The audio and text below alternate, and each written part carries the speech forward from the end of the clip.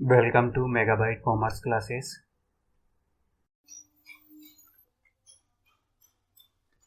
अब देखो, आज हम पढ़ेंगे ये थर्ड नंबर का chapter, reconstitution of partnership firm.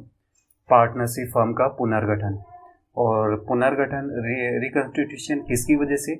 जब कोई पार्टनर रिटायर होता है या फिर किसी पार्टनर की डेथ हो जाती है, उसके लिए। तो जैसे कि देखो, अपन ने जो सेकंड नंबर का चैप्टर पढ़ा था, वो भी पार्टनरशिप फर्म का रिकंस्टिट्यूशन था, लेकिन किसकी वजह से? जब कोई नया पार्टनर आ रहा है, नए पार्टनर के आने की वजह से हो रहा था। और यहाँ पर भी रिकंस्टिट्यूशन हो रहा है, लेकिन किसकी वजह से? जब या तो जब पार्टनर जा रहा है, अब जाने के दो रीजन हो सकते हैं, या तो उसकी डेथ हो जाए, ठीक है, तब वो पार्टनर नहीं रहेगा, या फिर वो खुद ही रिटायर हो जाए किसी भी कारण से, जैसे कि इलनेस की वजह से, या फिर उसको इंटरेस्ट नहीं है। तो इस चैप्टर में इसी से ये जो रिकंस्टिट्यूशन होगा पार्टनरशिप फर्म का, पार्टनर के जाने की वजह से, तो किस तरीके से क्या क्या ट्रांजैक्शन किए जाएंगे, कौन कौन से अकाउंट बनाए जाएंगे, तो वो सभी क्या है, देखो इसमें पढ़ेंगे। अब देखो, यहाँ पर एक इम्पोर्टेंट बात बोली है। आप एक चीज़ ध्यान दो, जब भी कोई नया पार्टनर आ रहा है, पुराना पार्टनर, ओल्ड पार्टनर जा रहा है, मतलब आप रिकंस्टिट्यूशन कर रहे हो पार्टनरशिप फर्म का, तो जो पार्टनरशिप डीड होती है फर्म की, वो क्या होती है? इनवैलिड हो जाती है, या फिर ये मान दो कि उसका एंड हो जाता है, और क्या करना पड़ता है? नई पार्टनरशिप डीड बनानी पड़ती है। अब देखो, एक चीज़ मैं बता दूं, जैसे कि जब ये चैप्टर मैं आपको बताऊंगा, तो आपको क्या है, कंपेयर करना है जो प्रीवियस चैप्टर जो मैंने आपको बताया उससे कंपेयर करना है, क्योंकि ये उससे काफ़ी ज़्यादा मैच करता है। जो डिफरेंस है वो इतना ही है कि वहाँ पर नया पार्टनर आ रहा था, यहाँ पर जा रहा है, तो हर चीज़ बिलोंग करेगी। जैसे गुडविल का चाहे से आप कैलकुलेशन करो, या रिवेल्वेशन अकाउंट अपन बनाएंगे, तो हर में आपको क्या है, कंपेयर करना है। तो देखो क्या किया जाता है, जैसे कि अब कोई पार्टनर जा रहा है, ठीक है, अगर कोई पार्टनर रिटायर हो रहा है तो उसको, या फिर उसकी डेथ हो गई, तो इस केस में जो भी उसका लीगल रिप्रेजेंटेटिव होगा, मतलब जो उसका उत्तराधिकारी होगा, जैसे कि उसका बेटा या उसकी वाइफ, ये कोई, तो उसको क्या है, कितनी अमाउंट पे करनी है, उसका कैलकुलेशन किया जाता है।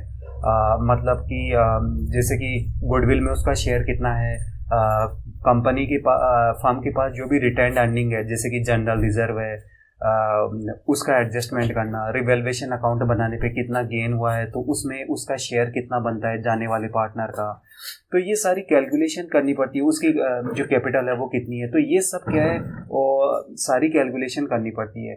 ये सारे एडजस्टमेंट करने के बाद में जैसे कि ये डिसाइड हो जाता है कि हाँ, इसकी जो अमाउंट बनती है इस जाने वाले पार्टनर की, ये रिटायरिंग पार्टनर की, वो अमाउंट ये है, जैसे कि सपोज करो 1 लाख की अमाउंट बनती है, ठीक है, तो ये जो 1 लाख की जो अमाउंट है, ये इसको पे कर दी जाएगी।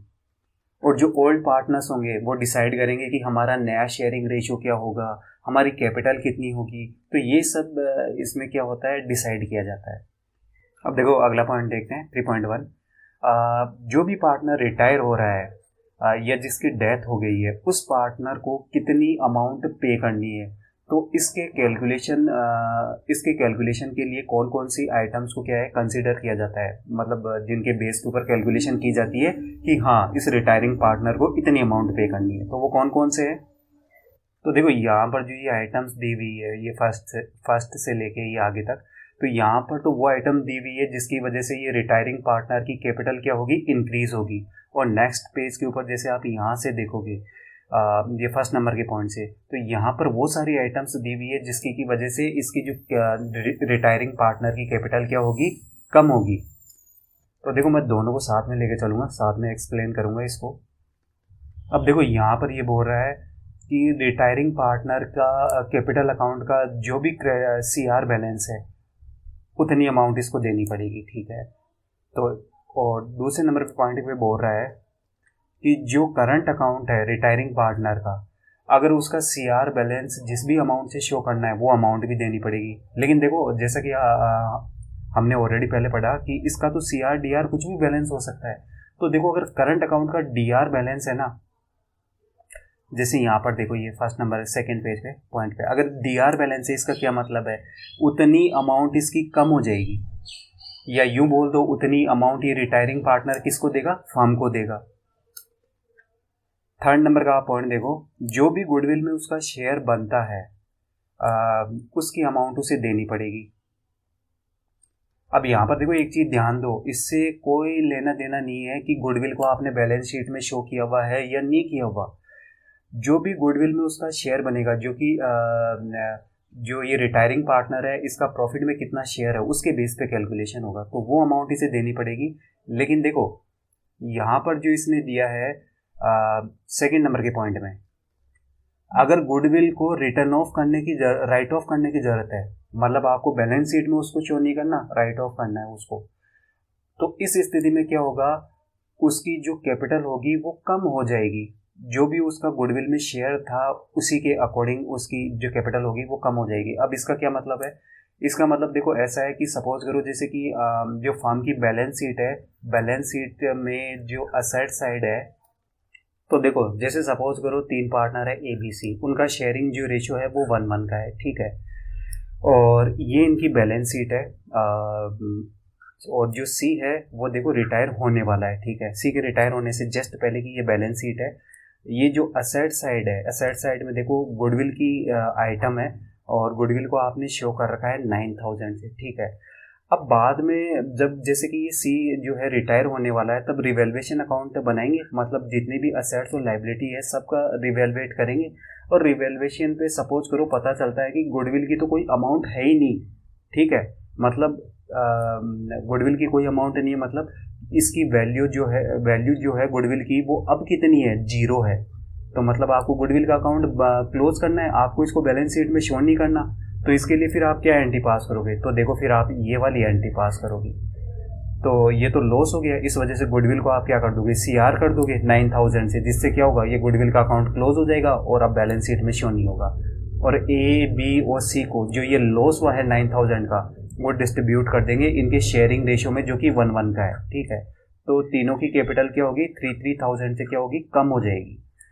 तो यही बात देखो, यही बात ये जो सेकंड नंबर का पॉइंट है ना, इस सेकंड नंबर के पॉइंट के अंदर भी यही बात बोल रहा है, जब आप राइट ऑफ करते हो तो फिर क्या होगा, उसकी कैपिटल जो होगी कम करनी पड़ेगी जाने वाले पार्टनर की, और किस शेयर से आप कम, जो भी उसका शेयर बनता है गुडविल में उस अमाउंट से आप क्या करोगे, कम करोगे।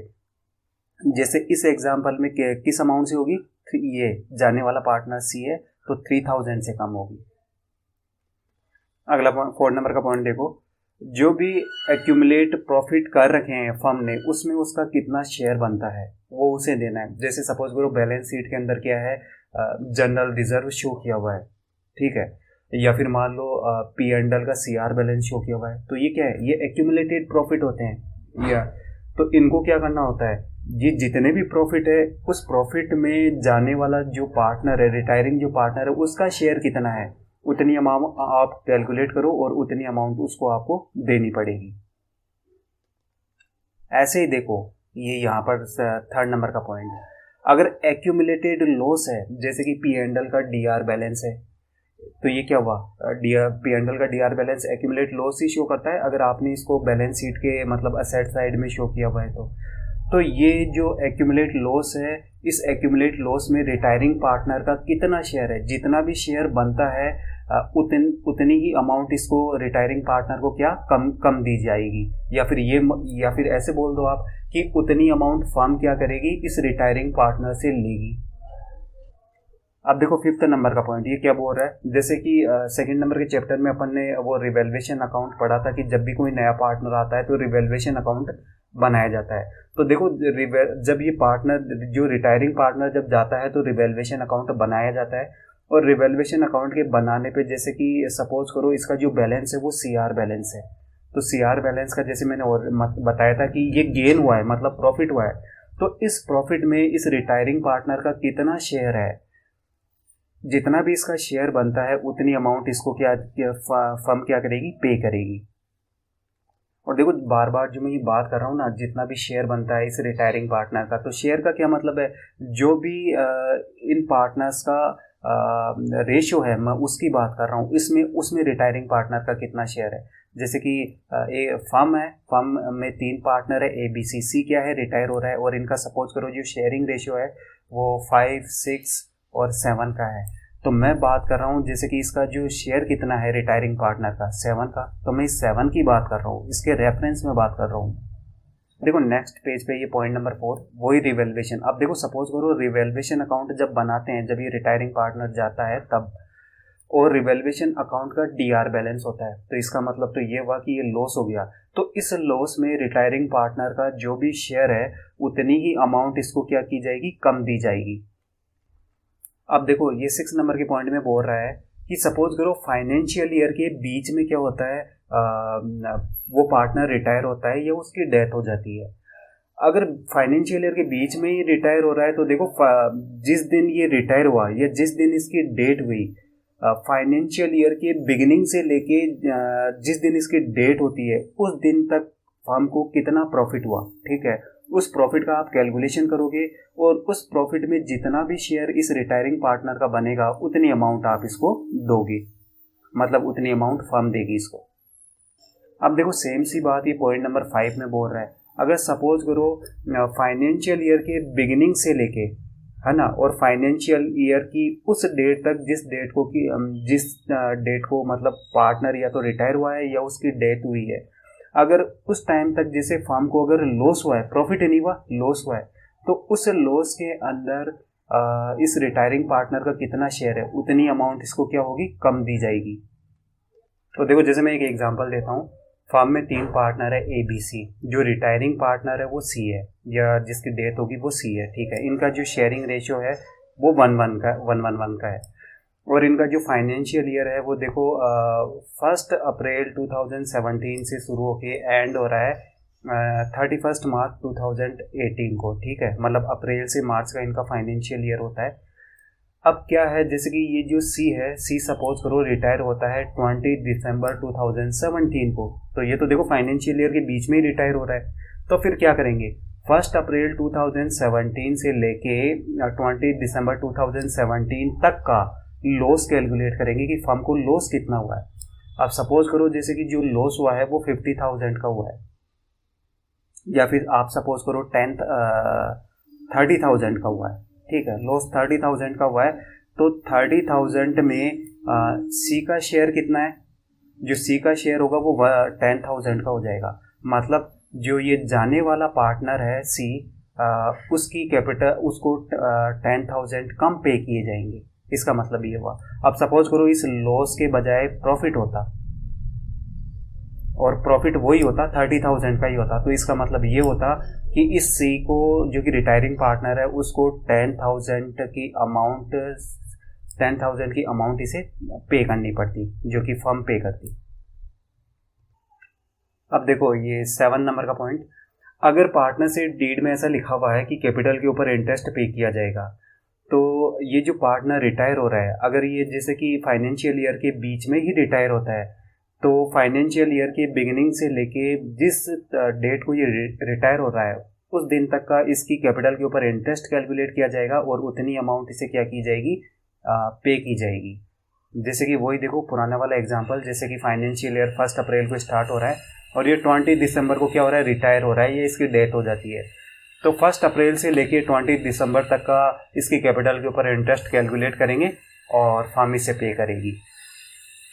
अब देखो ठीक इसका उल्टा, ये पॉइंट 6, अगर जैसे कि पार्टनरशिप डीड में लिखा हुआ है कि अगर पार्टनर्स ड्राइंग करते हैं तो उनसे स्पेसिफाइड रेट से क्या होगी, इंटरेस्ट चार्ज किया जाएगा उनको। सॉरी देखो ये तो 7th नंबर का पॉइंट है, 6 का नहीं है। 6 नंबर के पॉइंट को एक बार दोबारा बताता हूँ। अगर जैसे कि उन्होंने ड्राइंग की हुई है पार्टनर्स ने, ठीक है, मतलब रिटायरमेंट की डेट तक रिटायर होने वाले पार्टनर ने कितनी ड्राइंग की है उतनी अमाउंट क्या होगी, फर्म इस रिटायरिंग पार्टनर को कम देगी, या फिर यूँ बोल दो कि फर्म इतनी अमाउंट क्या होगी इस रिटायरिंग पार्टनर से लेगी। अब देखो 7 नंबर का पॉइंट मैं बताता हूँ। इसमें क्या है, जैसे कि पार्टनरशिप डीड में लिखा हुआ है कि अगर पार्टनर्स ड्राइंग करते हैं तो उनकी ड्राइंग के ऊपर क्या होगा, इंटरेस्ट चार्ज किया जाएगा। तो क्या करेंगे, जैसे कि ये जो पार्टनर है रिटायरिंग पार्टनर, सपोज करो इसने ड्राइंग की हुई है, कितने की, 10,000 की ड्राइंग की हुई है, ठीक है। तो 1 अप्रैल 2017 से इसके रिटायर होने की डेट तक, जो कि 20 दिसंबर 2017 है, यहाँ तक का इसका जो इसने ड्राइंग की है 10,000 की, इसके इंटरेस्ट का कैलकुलेशन किया जाएगा और ये इंटरेस्ट क्या होगा, इसे फर्म को पे करना पड़ेगा, या फिर आप यूँ बोल दो कि उतनी ही अमाउंट क्या होगी इस रिटायरिंग पार्टनर को कम दी जाएगी। अब देखो ये 8 नंबर का पॉइंट, अगर जैसे पार्टनरशिप डीड में लिखा हुआ है कि इस रिटायरिंग पार्टनर को कोई सैलरी दी जानी है या कमीशन दिया जाना है या इसी तरह का कुछ और है जो इसे पे किया जाना है, तो उसका भी देखो कैलकुलेशन जो होगा फाइनेंशियल ईयर के बिगिनिंग से लेके जिस दिन ये रिटायर हो रहा है उस दिन तक का कैलकुलेट किया जाएगा और उतनी ही अमाउंट इस रिटायरिंग पार्टनर को पे की जाएगी। अब देखो ये यहाँ पर बोल रहा है कि जैसे जब कोई पार्टनर रिटायर होता है या उसकी डेथ हो जाती है तो कौन कौन सी आइटम्स है जिनके ऊपर की प्रभाव होता है, मतलब इम्पैक्ट होता है, या फिर आप यूँ कह लो कि कौन कौन से अकाउंट है जिनको कि हमें अपडेट करना होगा। तो पहले नंबर का पॉइंट है रिटायरिंग पार्टनर के अलावा जो बचे हुए पार्टनर है उनका नया प्रॉफिट शेयरिंग रेशियो क्या होगा, या इन पार्टनर्स का गेनिंग रेशियो क्या होगा, जो कि क्या होता है सेक्रीफाइसिंग रेशियो के जस्ट अपोजिट होता है। सेकेंड नंबर का पॉइंट, गुडविल का ट्रीटमेंट किस तरीके से किया जाएगा। और थर्ड नंबर का पॉइंट, जब ये पार्टनर रिटायर होगा तो देखो रिवैल्यूएशन अकाउंट बनाया जाएगा असेट्स और लाइबिलिटीज़ का, तो उनको बैलेंस शीट में किस तरीके से शो करना है या नहीं करना है। फोर्थ नंबर का पॉइंट, रिटायरमेंट में जैसे कि पता चलता है कि कुछ असेट्स और लाइबिलिटीज़ ऐसी है जिनको कि आपने बैलेंस शीट में शो ही नहीं किया हुआ, तो उनका क्या करना है, और उनके बेस के ऊपर रिटायरिंग पार्टनर की जो कितना अमाउंट बनती है जो उसे पे करनी है उसका कैलकुलेशन करना। फिफ्थ नंबर का पॉइंट, अगर कोई भी एक्यूमुलेटेड प्रॉफिट या लॉस है जैसे P&L का CR या DR बैलेंस, जनरल रिजर्व का बैलेंस, तो उनका डिस्ट्रीब्यूशन पार्टनर्स में किस तरीके से करना है including retiring partner. Six number का पॉइंट ये बोल रहा है कि जैसे कि जिस दिन वो रिटायर हो रहा है उस दिन तक अगर फर्म को प्रॉफिट हुआ है तो प्रॉफिट में कितना शेयर है, और अगर प्रॉफिट नहीं हुआ उस दिन तक उसको लॉस हुआ है तो लॉस में उसका कितना शेयर है, और जो भी उसका शेयर बनता है उसका कैलकुलेशन करना है। तो ये देखो बिल्कुल ऐसे ही है जैसे कि मैंने बताया था, ये 20 दिसंबर को रिटायर हो रहा है तो उस दिन तक का प्रॉफिट या लॉस कैलकुलेट करना रिटायरिंग पार्टनर का, मतलब उसका कितना शेयर है उसमें। 7 नंबर का पॉइंट है कैपिटल का एडजस्टमेंट करना। देखो जो पार्टनर्स बच गए, जो रिमेनिंग पार्टनर्स है, उनकी अब नई कैपिटल कितनी होगी, और जैसे कि जो जाने वाला पार्टनर है, जो रिटायरिंग पार्टनर है, उसकी कैपिटल सारे एडजस्टमेंट करने के बाद में, जो ये ऊपर बताएं, सारे एडजस्टमेंट करने के बाद में कितनी होगी। दोनों की कैपिटल क्या होती है, एडजस्ट की जाती है, जो कि उसे पे करनी है नए पार्टनर, वो जाने वाले पार्टनर की। 8 नंबर का पॉइंट, जो रिटायरिंग पार्टनर है या जिसकी डेथ हो गई है पार्टनर की, उसकी टोटल अमाउंट कैलकुलेट करना। ये यूँ बोल दो उसकी टोटल कितनी कैपिटल बनती है सारे एडजस्टमेंट करने के बाद में। हालांकि जब ये चला जाएगा तब तो कैपिटल नहीं रहेगी, तो मतलब उसकी वो अमाउंट कैलकुलेट करना रिटायरिंग पार्टनर की जो कि उसे पे करनी है। अगले पॉइंट पे देखते हैं, न्यू प्रॉफिट शेयरिंग रेशियो का कैलकुलेशन करना। मतलब किनका, जैसे कि सपोज करो ABC 3 पार्टनर है, C जो होता है वो रिटायर हो जाता है, तो AB जो पार्टनर बच गए इनका नया प्रॉफिट शेयरिंग रेशियो कितना होगा उसका कैलकुलेशन करना। तो देखते हैं, तो उसके लिए भी देखो इसने अलग अलग कंडीशन बताई है। A नंबर पे कौन सी कंडीशन बताई है, ये इसमें देखो बता रहा है जैसे कि जो भी रिटायरिंग पार्टनर है उससे कोई इन्फॉर्मेशन नहीं दी हुई कि रिटायरिंग पार्टनर का जो भी शेयर था प्रॉफिट में, उस शेयर में से कितना कितना शेयर्स जो ये रिमेनिंग पार्टनर्स है ये ले रहे हैं। अगर ऐसा कुछ भी नहीं दिया हुआ है तो जो रिमेनिंग पार्टनर्स होंगे, जो बचे हुए पार्टनर होंगे, उनका जो शेयरिंग रेशियो होगा वो ओल्ड रेशियो ही होगा, मतलब कोई कैलकुलेशन करने की आपको ज़रूरत है ही नहीं। जैसे इसने देखो एक एग्जांपल दिया है कि एक फर्म के अंदर जैसे कि 3 पार्टनर है, आशा, दीप्ति और निशा, ये 3 पार्टनर है। इनका जो शेयरिंग रेशियो है वो 3:1 का है, ठीक है। और जो दीप्ति है वो क्या है, वो रिटायर हो जाती है, और देखो सिर्फ इतना ही दिया हुआ है कि दीप्ति रिटायर हो जाती है, बाकी कुछ भी नहीं दिया हुआ। अब हमें कैलकुलेट करना है जो ये रिमेनिंग पार्टनर जो ये आशा और निशा है, इनका नया शेयरिंग रेशियो क्या होगा? तो देखो इनका जो ये ओल्ड वाला जो शेयरिंग रेशियो है 3:1 का, इसी के अकॉर्डिंग होगा। तो जैसे कि आशा का कितना है 3 का और निशा का कितना है 1 का, तो इनका जो शेयरिंग रेशियो हो जाएगा वो 3:1 का ही होगा। मतलब हमें कोई कैलकुलेशन करने की ज़रूरत नहीं है। तो देखो ऐसा होने का जो है रीज़न क्या है कि जो इनका न्यू शेयर रहेगा वो 3:1 का ही रहेगा। इसका रीज़न ये होता है कि जो जाने वाला जो पार्टनर है, जैसे कि दीप्ति रिटायर हो रही है, तो इसका जो शेयर है जो कि यहाँ पर क्या होगा 2/6 का शेयर होगा। ये 2/6 का शेयर जो रिमेनिंग पार्टनर है आशा और निशा, इन दोनों में क्या होगा, इनका जो शेयरिंग रेशियो है जो कि 3:1 का है, इसी रेशियो के अंदर डिवाइड होता है। ऐसा इसलिए होता है, इसी वजह से क्या होता है, जो रिमेनिंग पार्टनर्स का शेयर्स होता है वो ओल्ड शेयर ही होता है। जैसे आपको मैं इसको और एक्सप्लेन करके बताता हूँ। तो देखो जैसे कि क्वेश्चन के अंदर दिया हुआ है कि जो ये दीप्ति रिटायर हो रही है और इसका शेयर कितना है प्रॉफिट में 2/6 का, ठीक है। तो इस 2/6 का जो ये शेयर है, इस 2/6 के शेयर को जैसा कि कुछ भी नहीं दिया हुआ, तो इसका मतलब ये है ये 2/6 का शेयर रिमेनिंग पार्टनर में उनके ओल्ड रेशियो में, और ओल्ड रेशियो क्या है ये देखो 3 और 1 का है।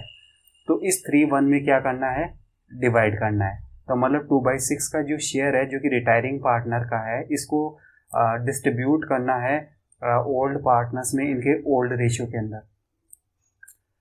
तो देखो आशा का शेयर कितने शेयर से बढ़ेगा भाई 2/6। जैसे 2/6 का 3/4 कैलकुलेट करना है मेरे को, आप कर दोगे। इसका मतलब ये हुआ कि आशा का शेयर 1/4 शेयर से बढ़ जाएगा, इंक्रीज हो जाएगा। तो आशा का ओल्ड शेयर कितना है, ये 3/6 का है, क्योंकि जैसे कि उनका जो रेशियो है वो देखो ये 3:1 का इनका रेशियो है। तो इसी जो आशा का ओल्ड शेयर 3/6 का शेयर है, अब 1/4 के शेयर से इसका जो प्रॉफिट में शेयर है वो इंक्रीज हो गया। ऐड करने पे क्या आएगा 9/12, मतलब आशा का जो न्यू शेयर है प्रॉफिट में वो 9/12 का है। ऐसे ही देखो निशा के लिए कैलकुलेशन करेंगे कि जो ये रिटायरिंग पार्टनर जो है, रिटायरिंग पार्टनर का जो ये शेयर है प्रॉफिट में 2/6 का, इसके अकॉर्डिंग जो निशा को रिसीव होगा वो कितना रिसीव होगा 1/4 के अकॉर्डिंग, बाई 2/6 इंटू 1/4 मतलब 1/12। मतलब जो ये रिटायरिंग पार्टनर है दीप्ति की वजह से निशा को 1/12 का शेयर क्या होगा, रिसीव होगा, ठीक है। तो निशा का जैसे देखते हैं ओल्ड शेयर कितना है, ओल्ड शेयर 1/6 का, और 1/12 से इसका शेयर जो होगा और इंक्रीज हो जाएगा। तो अब निशा का नया शेयर कितना होगा, 3/12 का शेयर होगा नया। तो देखो जो आशा है, आशा का नया शेयर कितना है प्रॉफिट में 9/12 का, और निशा का नया शेयर कितना है 3/12 का। दोनों का आप रेशियो लो, कितना आएगा 9/12 3/12। तो जैसे आप इसको सोल्व करोगे क्या आएगा 9:3, और इसको सोल्व करेंगे तो ये क्या आएगा 3:1, ठीक है। और देखो ये इनका नया रेशियो 3:1, जो कि इनका ओल्ड रेशियो जो ये दिया हुआ है इस ओल्ड रेशियो के इक्वल है। अब देखो बी नंबर के पॉइंट के ऊपर क्या बोल रहा है, जो भी पार्टनर रिटायर हो रहा है ना, उस पार्टनर का जो शेयर है ना, अगर वो ओल्ड पार्टनर्स में उनके ओल्ड रेशियो में डिस्ट्रीब्यूट नहीं हो रहा है, कहने का मतलब जैसे अपन ने ये पिछला एग्जांपल बताया, तो जैसे मैंने बताया था कि 2/6 को रिमेनिंग पार्टनर्स में डिवाइड करना है उनका ओल्ड रेशियो 3:1 में। अगर ऐसा नहीं है, ये कंडीशन नहीं है, तो इस कंडीशन में नया शेयरिंग रेशियो कैलकुलेट करने के लिए क्या करना पड़ेगा, ओल्ड पार्टनर्स का ओल्ड शेयर लेना होगा, और उस ओल्ड पार्टनर्स के ओल्ड शेयर में जितना भी शेयर नए पार्टनर से जितना भी शेयर उनको रिटायरिंग पार्टनर से मिला है वो ऐड करना है। ऐड करने पे जो शेयर आएगा रिमेनिंग पार्टनर्स का, उनका रेशियो लेना है। वो जो रेशियो आएगा वो न्यू रेशियो होगा। जैसे कि देखो ये एग्जांपल दे रहा है कि नवीन, सुरेश और तरुण क्या है, पार्टनर है, ठीक है, और उनका जो शेयरिंग रेशियो है वो 5:3 का है। सुरेश क्या होता है, रिटायर हो जाता है फर्म से। और देखो नेक्स्ट पेज पे क्या बोल रहा है, और जो ये पार्टनर जो ये रिटायर हो रहा है सुरेश, इस सुरेश का जो भी शेयर बनता है ना प्रॉफिट में, वो नवीन और तरुण क्या करते हैं 2:1 की रेशियो में ले लेते हैं। तो इसमें जैसे कि अब नया जो प्रॉफिट शेयरिंग रेशियो होगा वो किस तरीके से कैलकुलेट होके आएगा, जैसा कि इसने दिया है कि उनका ओल्ड शेयर कितना है रिमेनिंग पार्टनर्स का, और उन्होंने कितना शेयर जाने वाले पार्टनर से रिसीव किया है, वो शेयर आप इसमें ऐड कर दो तो क्या होगा, उनका नया शेयर आ जाएगा। फिर आप उनका रेशियो ले लो और वही क्या होगा, न्यू शेयरिंग रेशियो होगा। अब देखो जैसा कि क्वेश्चन में दिया हुआ है, जो ये रिटायरिंग पार्टनर सुरेश है, ठीक है, तो ये सुरेश का ओल्ड शेयर जो ओल्ड रेशियो है उसमें उसका शेयर कितना है 3/10 का है। जो देखो ये ओल्ड रेशियो मैंने लिख रखा है 5, 3 और 2 का है। तो जो रिटायरिंग पार्टनर का शेयर 3/10 का है, तो मतलब 3/10 को जो है नवीन और तरुण में 2:1 के रेशियो में डिवाइड करना है। तो देखो नवीन को कितना शेयर रिसीव होगा, आप ये 2/3 इंटू 3/10, तो ये जो आ जाएगा 2/10। कहने का मतलब जो ये रिटायरिंग पार्टनर है सुरेश से नवीन को 2/10 का शेयर रिसीव होगा। ऐसे देखो तरुण के लिए कैलकुलेट करेंगे तो तरुण को कितना होगा 1/10 का शेयर, मतलब कि तरुण को सुरेश से 1/10 का शेयर क्या होगा, रिसीव होगा। अब जैसे इन दोनों का नया शेयर निकालते हैं तो नवीन का नया शेयर कितना होगा, भाई नवीन का ओल्ड शेयर कितना है 5/10 का है ओल्ड शेयर, और जो रिटायरिंग पार्टनर सुरेश है उससे उसको कितना शेयर रिसीव हुआ है 2/10 का रिसीव हुआ है। ये देखो ये ऊपर 2/10, तो ऐड कर दो, तो मतलब नवीन का जो नया शेयर होगा प्रॉफिट में वो कितने का होगा 7/10 का होगा। ऐसे ही तरुण के लिए कैलकुलेट करेंगे, तरुण का जो ओल्ड शेयर है प्रॉफिट में वो कितने का है 2/10 का, और ये जो रिटायरिंग पार्टनर सुरेश है, सुरेश से कितना शेयर इसको रिसीव हो रहा है 1/10 का, ये देखो ये 1/10 का, तो ऐड कर देंगे, तो मतलब तरुण का जो नया शेयर होगा प्रॉफिट में वो 3/10 का होगा। ठीक है, तो देखो जो ये तरुण है, तरुण का नया शेयर 7/10, और जो नवीन है, नवीन का कितना 3/10। तो इस रेशियो को जैसे सॉल्व करेंगे तो क्या आएगा 7:3। तो ये देखो यही नीचे लिखा है, यही न्यू रेशियो है। अब देखो ये सी नंबर का पॉइंट क्या बोल रहा है, ये बोल रहा है कि अगर जैसे कि ये ऑलरेडी दिया हुआ हो कि जो रिमेनिंग पार्टनर होंगे, जो बचे हुए पार्टनर होंगे, उनका नया रेशियो ये वाला होगा, ठीक है, वो पहले से ही दिया है, तो फिर कैलकुलेट करने की ज़रूरत ही नहीं है क्योंकि वो ऑलरेडी दिया हुआ है। अब देखो अगला देखते हैं गेनिंग रेशियो। तो देखो गेनिंग रेशियो क्या होता है, जब जैसे कि कोई पार्टनर फर्म से रिटायर होता है या उसकी डेथ हो जाती है, तो जब वो फर्म से चला जाता है तो उसके जाने की वजह से जो बाकी बचे हुए पार्टनर्स होते हैं, देखो उनका क्या होता है, प्रॉफिट में शेयर इंक्रीज हो जाता है। तो जितना भी ये इंक्रीज हुआ ना, वो उनका क्या है, वो गेन है।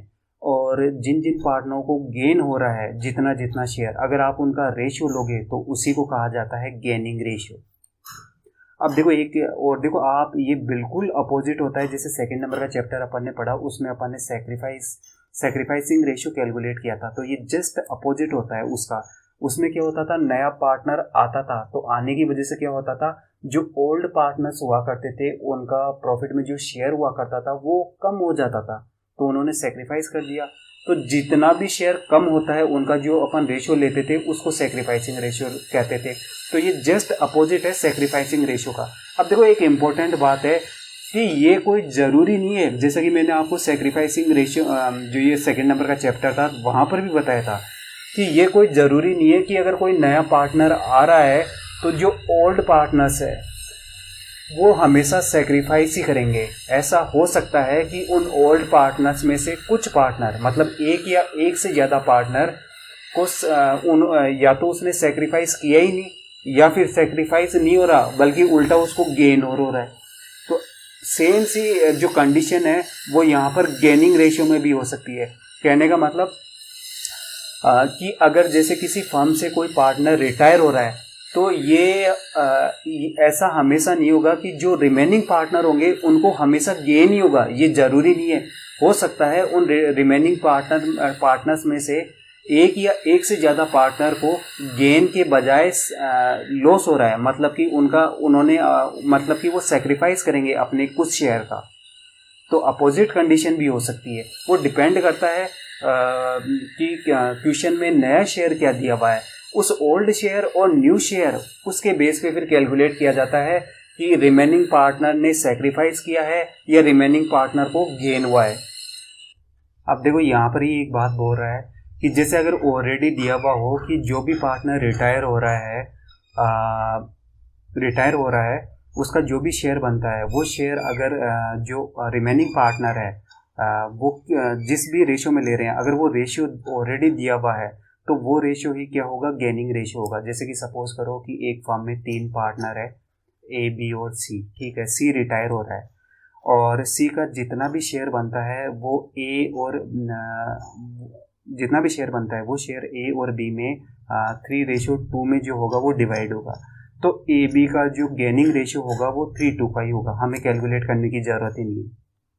तो देखो प्रॉब्लम कहाँ आती है, प्रॉब्लम वहाँ आती है जहाँ पर ये नहीं दिया हुआ हो कि रिटायरिंग पार्टनर का जो भी शेयर बनता है वो ए बी में किस रेशियो में जो हो रहा है वो डिवाइड हो रहा है। अगर ये नहीं दिया हुआ हो, उसके बजाय क्या दिया हुआ हो, उनका ओल्ड रेशियो दिया हुआ हो और रिमेनिंग पार्टनर्स का न्यू रेशियो दिया हुआ हो, वहाँ पर क्या होती है, प्रॉब्लम होती है। फिर हमें गेनिंग रेशियो जो होता है वो कैलकुलेट करना होता है।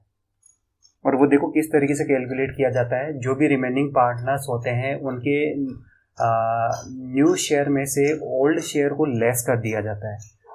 तो जो भी शेयर आता है ना, उस शेयर का रेशियो ले लिया जाता है और यही रेशियो क्या होता है, उनका गेनिंग रेशियो होता है। जैसे कि देखो इसने एक एग्जांपल भी दिया है नीचे कि अमित, दिनेश और गगन, ये तीनों क्या है, एक फर्म के अंदर पार्टनर है और जो दिनेश होता है वो रिटायर हो जाता है। ठीक है, और इसके रिटायर होने के बाद में जो अमित और गगन है, जो रिमेनिंग पार्टनर हैं, उनका जो नया प्रॉफिट शेयरिंग रेशियो है वो 3:2 का है। तो हमें क्या कैलकुलेट करना है, गेनिंग रेशियो कैलकुलेट करना है। तो देखते हैं ये कैसे होगा। तो देखो जैसे कि गेनिंग शेयर अगर कैलकुलेट करना है तो कैसे करेंगे, new share minus old share. तो देखो जैसे कि तीनों का जो ओल्ड शेयर था 532 का था और जो न्यू शेयर है अमित और गगन का वो 32 का है, जो कि देखो क्वेश्चन में ऑलरेडी दिया हुआ है। ये यहाँ पर ये ओल्ड शेयर और ये इनका न्यू शेयर। तो अमित के लिए गेनिंग शेयर कैलकुलेट करते हैं। तो अमित का न्यू शेयर कितना है, 3/5, जो देखो इसके बेस पे कैलकुलेट हो जाएगा। और ओल्ड शेयर कितना है, 5/10। तो लेस करने पे देखो क्या आएगा, 1/10 का। इसका क्या मतलब है, इसका ये मतलब है कि जो अमित का न्यू शेयर है वो बड़ा है किससे, जो अमित का ओल्ड शेयर था उससे बड़ा है। मतलब अमित को अब ज़्यादा प्रॉफिट हो रहा है कंपेयर टू प्रीवियस शेयर के। और कितना, 1/10 का शेयर उसे ज़्यादा रिसीव हो रहा है। तो ये उसका गेनिंग शेयर हो गया। ऐसे ही देखो गगन के लिए कैलकुलेट करेंगे। गगन का जो न्यू शेयर है वो 2/5 का माइनस उसका ओल्ड शेयर। तो ये डिफरेंस कितने का है, 2/10 का। इसका मतलब ये हुआ कि गगन को भी क्या हुआ है, गगन का शेयर भी इंक्रीज हुआ है 2/10 के शेयर से। अब आप एक चीज़ ध्यान दो, जैसे यहाँ पर कैलकुलेट होने पे जो वैल्यू आई है वो पॉजिटिव आई है, मतलब 1/10 जैसे कोई भी साइन नहीं है तो मतलब प्लस का साइन ही होगा। ऐसे 2/10 भी क्या है, ये भी पॉजिटिव वैल्यू है। सपोज करो कैलकुलेट करने पे नेगेटिव वैल्यू आती, उसका क्या मतलब होता। तो देखो नेगेटिव वैल्यू आने का मतलब ये होता कि जो जैसे कि अमित की बात करते हैं, जो अमित का ओल्ड शेयर है ना वो बड़ा है किससे, अमित के न्यू शेयर से। उस कंडीशन में क्या होता, ये वैल्यू नेगेटिव आती। ठीक है, तो जैसे कि ओल्ड शेयर अगर बड़ा है न्यू शेयर से, इसका मतलब पहले उसको ज़्यादा प्रॉफिट हो रहा था और अब इस नए शेयर से उसको क्या है, कम प्रॉफिट हो रहा है। तो उसको तो गेन की बजाय उसने तो सेक्रीफाइस और किया है अपना शेयर। और जैसे कि ये माइनस अगर 1/10 होता तो इसको कहते हैं कि अमित ने सेक्रीफाइस किया है अपने 1/10 का शेयर। तो आपको शायद समझ में आया होगा ये पॉजिटिव और नेगेटिव से किस तरीके से। नॉर्मली देखो ऐसा होता नहीं है, हालांकि ऐसा हो सकता है, ट्यूशन में इस तरह की कंडीशन डाल सकता है जिससे कि रिमेनिंग पार्टनर्स में से किसी पार्टनर्स ने क्या किया हो, सेक्रीफाइस किया हो बजाय गेन के। तो देखो अमित और गगन का जो जितना शेयर गेन हुआ है, जैसे ये 1/10 और 2/10 का, इसका रेशो ले लेंगे। तो ये 1/10 रेशो 2/10। तो इसको जैसे सोल्व करेंगे तो क्या आएगा, ये 1:2 का रेशियो आएगा। ये देखो ये 1:2 का, तो इनका गेनिंग रेशियो कितने का होगा, 1:2 का होगा। अब देखो यहाँ पर ये जो नीचे बात बोल रहा है, शायद इससे आप थोड़ा कंफ्यूज हो जाओ। तो देखो ये बोल रहा है यहाँ पर देखो जितनी भी बातें होती है ना वो 1 के रेफरेंस में होती है। जैसे ऑलरेडी मैंने सेकंड चैप्टर में आपको बताया कि जो भी कैलकुलेशन की जाती है नया रेशियो निकालने के लिए वो 1 के रेफरेंस में की जाती है। जैसे अपन करते हैं ना कई बार, जैसे कहा जाता है 24% कि ये जो अमाउंट है ये तो 24% है, तो 24% किसके बेस पे, 100 के बेस पे, मतलब अपन जो बात कर रहे होते हैं वो 100 के बेस पे बात कर रहे होते हैं, तभी तो ये परसेंटेज का साइन लगता है। ठीक यही बात यहाँ पर कि जितनी भी कैलकुलेशन होती है ना वो 1 के रेफरेंस में होती है। तो यहाँ पर जो ये बात कर रहा है, दिस इम्प्लाइज कि अमित का जो गेन होगा वो 1/3 का होगा, गगन का जो गेन है 2/3 का होगा। लेकिन किसके बेस पे, जब जो जाने वाला जो पार्टनर है दिनेश, अगर उसका प्रॉफिट में 1 कंसिडर करूँ, उस कंडीशन की ये बात कर रहा है। मतलब जैसे मैं ऐसे कहूँ, जैसे कि सपोज करो दिनेश का जैसे कि जो टोटल शेयर है वो 100 है, 100 में से जैसे मैं बोलूँ 70% तो जो है वो अमित को मिलेगा, 30% जो है वो गगन को मिलेगा। तो बात किस में हो रही है, 100 के अकॉर्डिंग हो रही है ना, जो रेफरेंस वैल्यू वो 100 है। तो यहाँ पर ही जो रेफरेंस वैल्यू ली गई है वो 1 ली गई है, 1 के रेफरेंस में बात हो रही है। तो मतलब गेनिंग रेशियो का फॉर्मूला क्या हो गया, देखो ये वाला हो गया, new share minus old share. अब देखो इसमें ध्यान देने वाली बात क्या है, अगर सच में गेन हो रहा है ना तो न्यू शेयर हमेशा ही बड़ा होगा ओल्ड शेयर से। तो ये इंपॉर्टेंट बात होती है। अगर ऐसा नहीं है तो आप जब इस फॉर्मूले से कैलकुलेट करोगे तो जो वैल्यू आएगी ना वो पॉजिटिव ना आकर के नेगेटिव आएगी। और नेगेटिव का क्या मतलब होगा, नेगेटिव का मतलब होगा कि उसको गेन नहीं हुआ, उसने तो बल्कि अपना शेयर जो है सेक्रीफाइस किया है। अब देखो जो ये अगला है, डू इट योरसेल्फ, ये मेरे पेड कोर्स का हिस्सा है। तो अगर आप मेरा पेड कोर्स लेना चाहते हो तो जो मेरा व्हाट्सअप नंबर है आप उस पर व्हाट्सअप कर सकते हो। अब देखो अगला देखते हैं, इलस्ट्रेशन फर्स्ट, मधु, नेहा और टीना, ये क्या है, पार्टनर्स है। देखो एक फर्म के अंदर शेयरिंग रेशियो इनका 5:3:2 का है, और जो न्यू प्रॉफिट शेयरिंग रेशियो है और जो गेनिंग रेशियो है वो हमें कैलकुलेट करना है। देखो एक चीज़ जो मैं बार बार बोल रहा हूँ, मैंने शुरू में भी बोला, आपको कंपेयर करना है जो मैंने चैप्टर सेकंड जो मैंने पढ़ाया है आपको, उससे कंपेयर करना है इस पूरे चैप्टर को, तब बहुत सी चीज़ें आपकी क्लियर होगी। तो ठीक है, और देखो ये कंडीशन क्या दे रहा है, जब मधु रिटायर होती है, पहली कंडीशन, दूसरी जब नेहा, और तीसरी कंडीशन जब टीना रिटायर होती है। ठीक है, तो अब ये सॉल्यूशन देखते हैं। पहले नंबर की कंडीशन को लेते हैं जबकि मधु रिटायर होती है। तो देखो जैसा अपन ने ये गेनिंग रेशियो के अंदर पढ़ा था कि जब कभी भी ऐसा दिया हुआ हो कि सिर्फ कोई पार्टनर जो है रिटायर हो रहा है और कोई दूसरी एडिशनल इन्फॉर्मेशन नहीं है, तो जो भी पार्टनर रिटायर हो रहा है, देखो यहाँ से जो भी पार्टनर रिटायर हो रहा है उस रिटायरिंग पार्टनर का जो शेयर होता है वो रिमेनिंग पार्टनर का जो ओल्ड शेयर है उसमें डिस्ट्रीब्यूट होता है। ठीक है, तो यही बात देखो इस पे भी लागू होगी, ये पहले नंबर का जो मतलब कंडीशन के ऊपर। तो यहाँ पर देखो क्वेश्चन में सिर्फ ओल्ड रेशियो दिया है और कुछ भी नहीं दिया, सिर्फ इतना कहा है कि मधु रिटायर हो रही है। तो इसका क्या मतलब है, जो मधु का जो शेयर है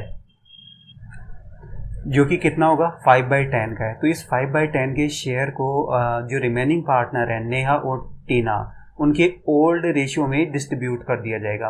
ओल्ड रेशियो क्या है, 3:2 का रेशियो। देखो एक और चीज़, हाँ, इस क्वेश्चन को बताने से पहले तो वो एक चीज़ चलो मैं बाद में बताऊंगा। तो देखो 5/10 को 3:2 के रेशियो में आप डिवाइड करोगे तो जो गेनिंग रेशियो होगा वो भी देखो 3/2 का ही होगा। तो देखो यही बात यहाँ पर लिखी हुई है, 3/2 का, वो ओल्ड के अंदर ही होता है। और न्यू रेशियो क्या होगा, देखो जब कुछ भी नहीं दिया हुआ होता है तो ऑलरेडी अपन ने पढ़ा भी है, ये यहाँ पर गेनिंग वाले में भी पढ़ा है।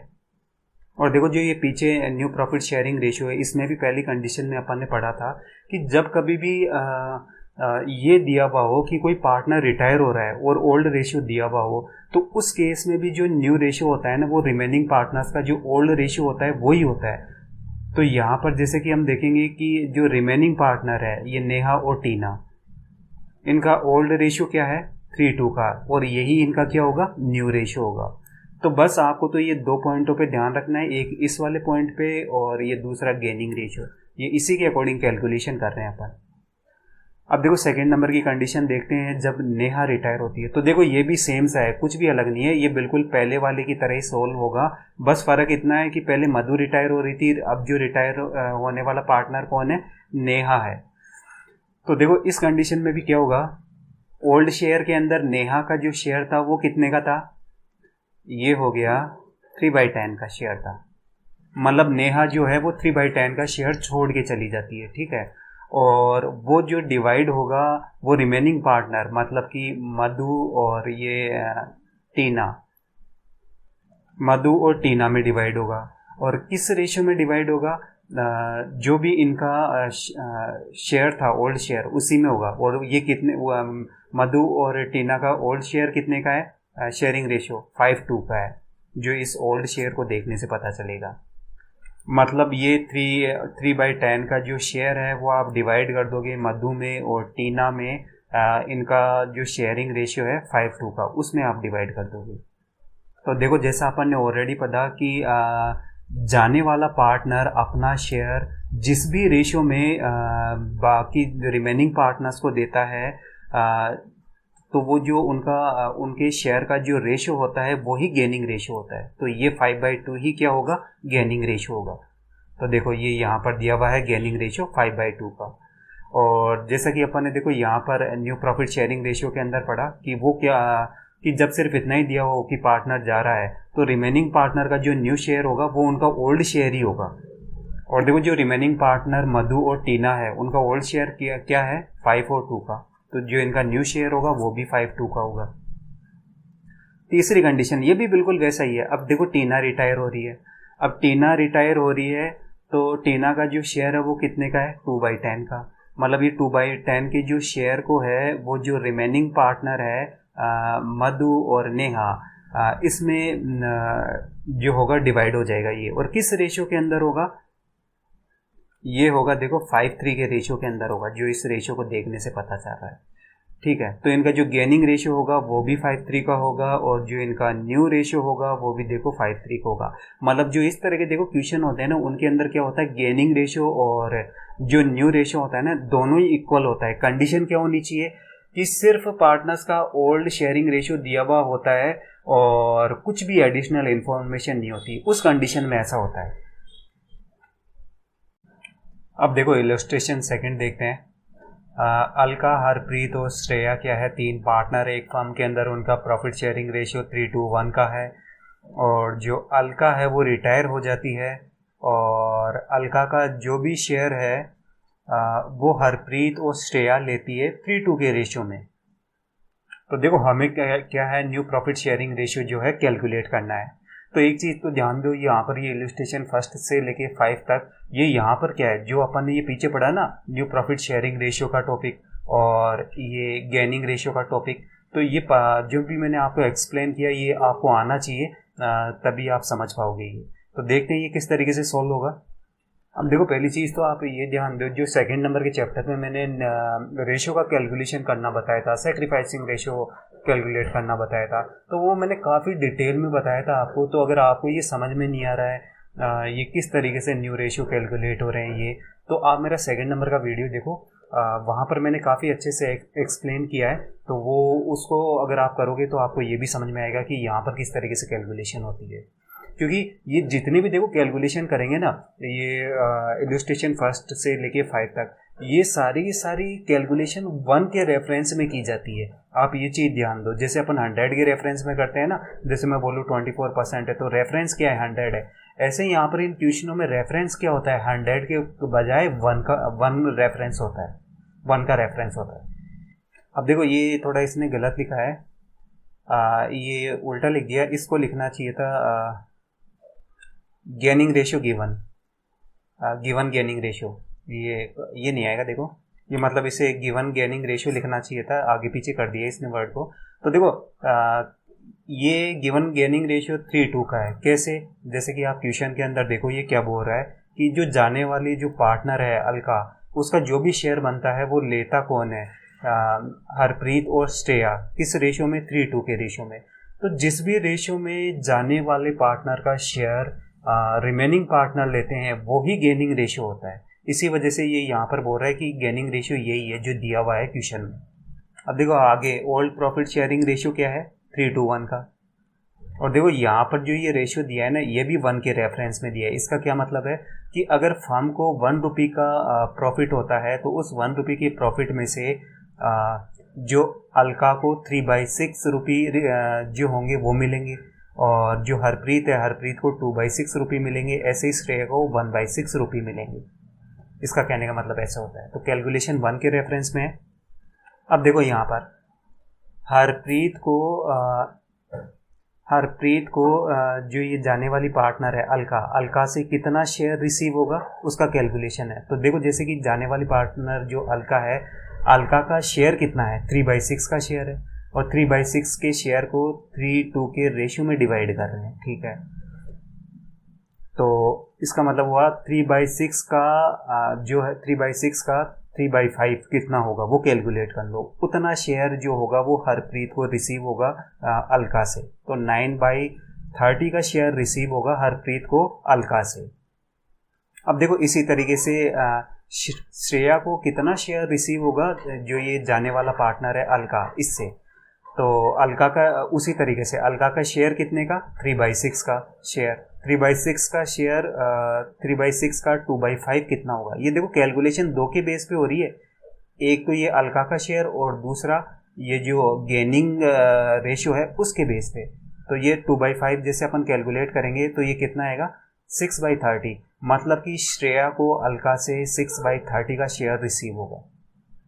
अब देखो न्यू शेयर कैलकुलेट करेंगे ये हरप्रीत और श्रेया का। तो देखो हरप्रीत का नया शेयर कौन सा होगा, तो देखो हरप्रीत का ओल्ड शेयर कितने का है, 2/6 का।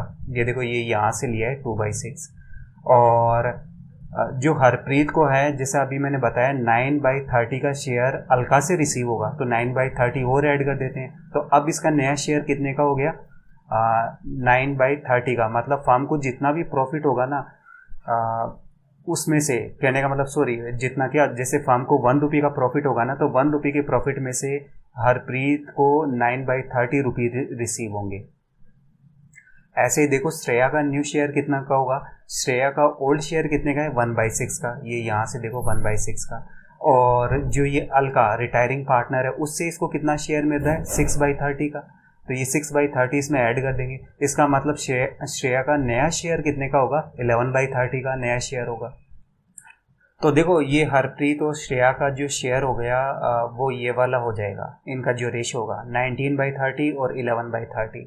इसको सॉल्व करेंगे तो ये रेशो आ जाएगा। मतलब इनका जो न्यू रेशो है वो 19:11 का है।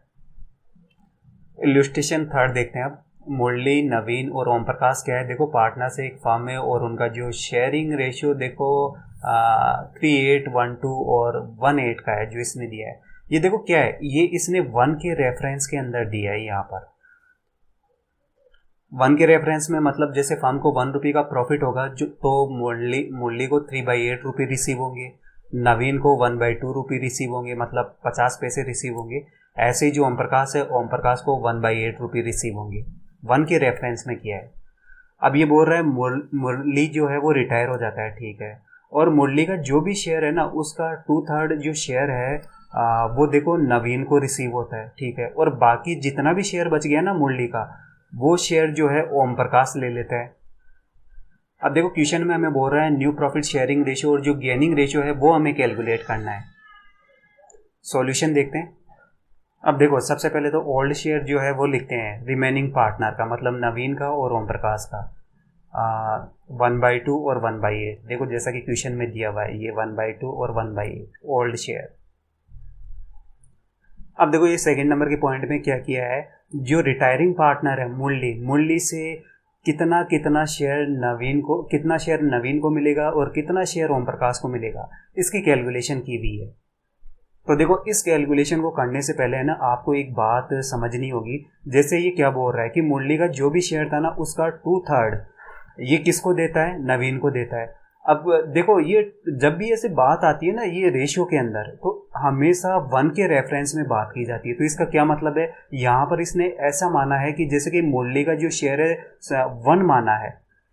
तो ये बोल रहा है कि अगर जैसे मुरली का शेयर 1 है तो 1 में से मान लो 1 रुपये का शेयर है, सॉरी वन का शेयर है, ठीक है। तो इस 1 में से 2/3 जो देता है ये किसको देता है, नवीन को दे देता है। तो बाकी कितने का बचा भाई, 1 में से 2/3 आप लेस कर दो, कितना आएगा, तो ये 1/3 आ जाएगा। तो बाकी का बचा 1/3 बचा, तो ये 1/3 किसको दे रहा है, ओम प्रकाश को। कहने का मतलब ये हुआ 2/3 दे रहा है नवीन को और 1/3 दे रहा है ओम प्रकाश को। तो देखो रिटायरिंग जो पार्टनर मुरली है उसका शेयर कितना है, 3/8 का।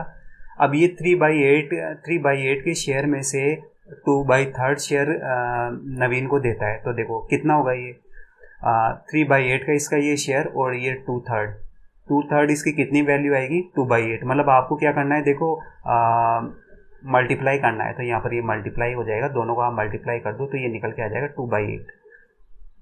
इसका मतलब ये हुआ कि नवीन को मुरली से 2/8 का शेयर जो होगा वो रिसीव होगा। ऐसे ही देखो ओम प्रकाश के लिए कैलकुलेट करेंगे। जैसा कि मैंने बताया कि ये मुरली जो है 1/3 शेयर देगा अपना ओम प्रकाश को। तो जैसे मुरली का शेयर कितना 3/8 का, 3/8 का 1/3 कितना होगा, कैलकुलेट कर लो आप, इन दोनों क्या करो मल्टीप्लाई कर दो, कितना आया 1/8 का। तो मतलब ओम प्रकाश को मुरली से 1/8 का शेयर रिसीव होगा, ठीक है। अब न्यू शेयर कैलकुलेट कैसे करेंगे भाई, फर्स्ट और सेकंड को ऐड कर दो। कहने का मतलब ओल्ड शेयर के में आप ऐड कर दो वो शेयर जो कि इनको रिसीव हो रहा है रिटायरिंग पार्टनर से।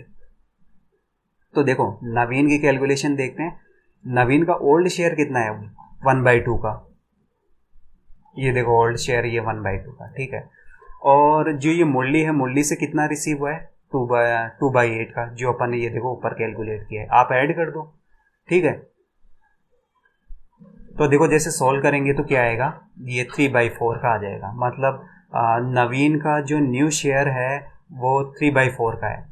ऐसे ही अपन कैलकुलेट करेंगे ओम प्रकाश के लिए, इसका ओल्ड शेयर कितने का है 1/8 का, और जो इसको मुरली से कितना रिसीव हुआ है वो भी 1/8 है, तो 1/8 में 1/8 और ऐड कर देंगे, तो इसका न्यू शेयर कितना हो जाएगा 1/4 का हो जाएगा। फिर इन दोनों का जो ये शेयर है रेशियो ले लेंगे, आप इसको सॉल्व करोगे तो क्या आएगा 3:1 का, तो ये रेशियो हो गया 3:1 का। तो देखो नेक्स्ट पेज पे आ गया हूँ। अब ये यहाँ पर गेनिंग रेशियो इसने कैलकुलेट किया है, तो कैसे, तो देखो जो गेनिंग रेशियो होता है वो कैलकुलेट किया जाता है कि रिटायरिंग पार्टनर से किस किस रिमेनिंग पार्टनर को कितना कितना शेयर जो हो रहा है वो रिसीव हो रहा है, उसका रेशियो ले लो, वही गेनिंग रेशियो होगा।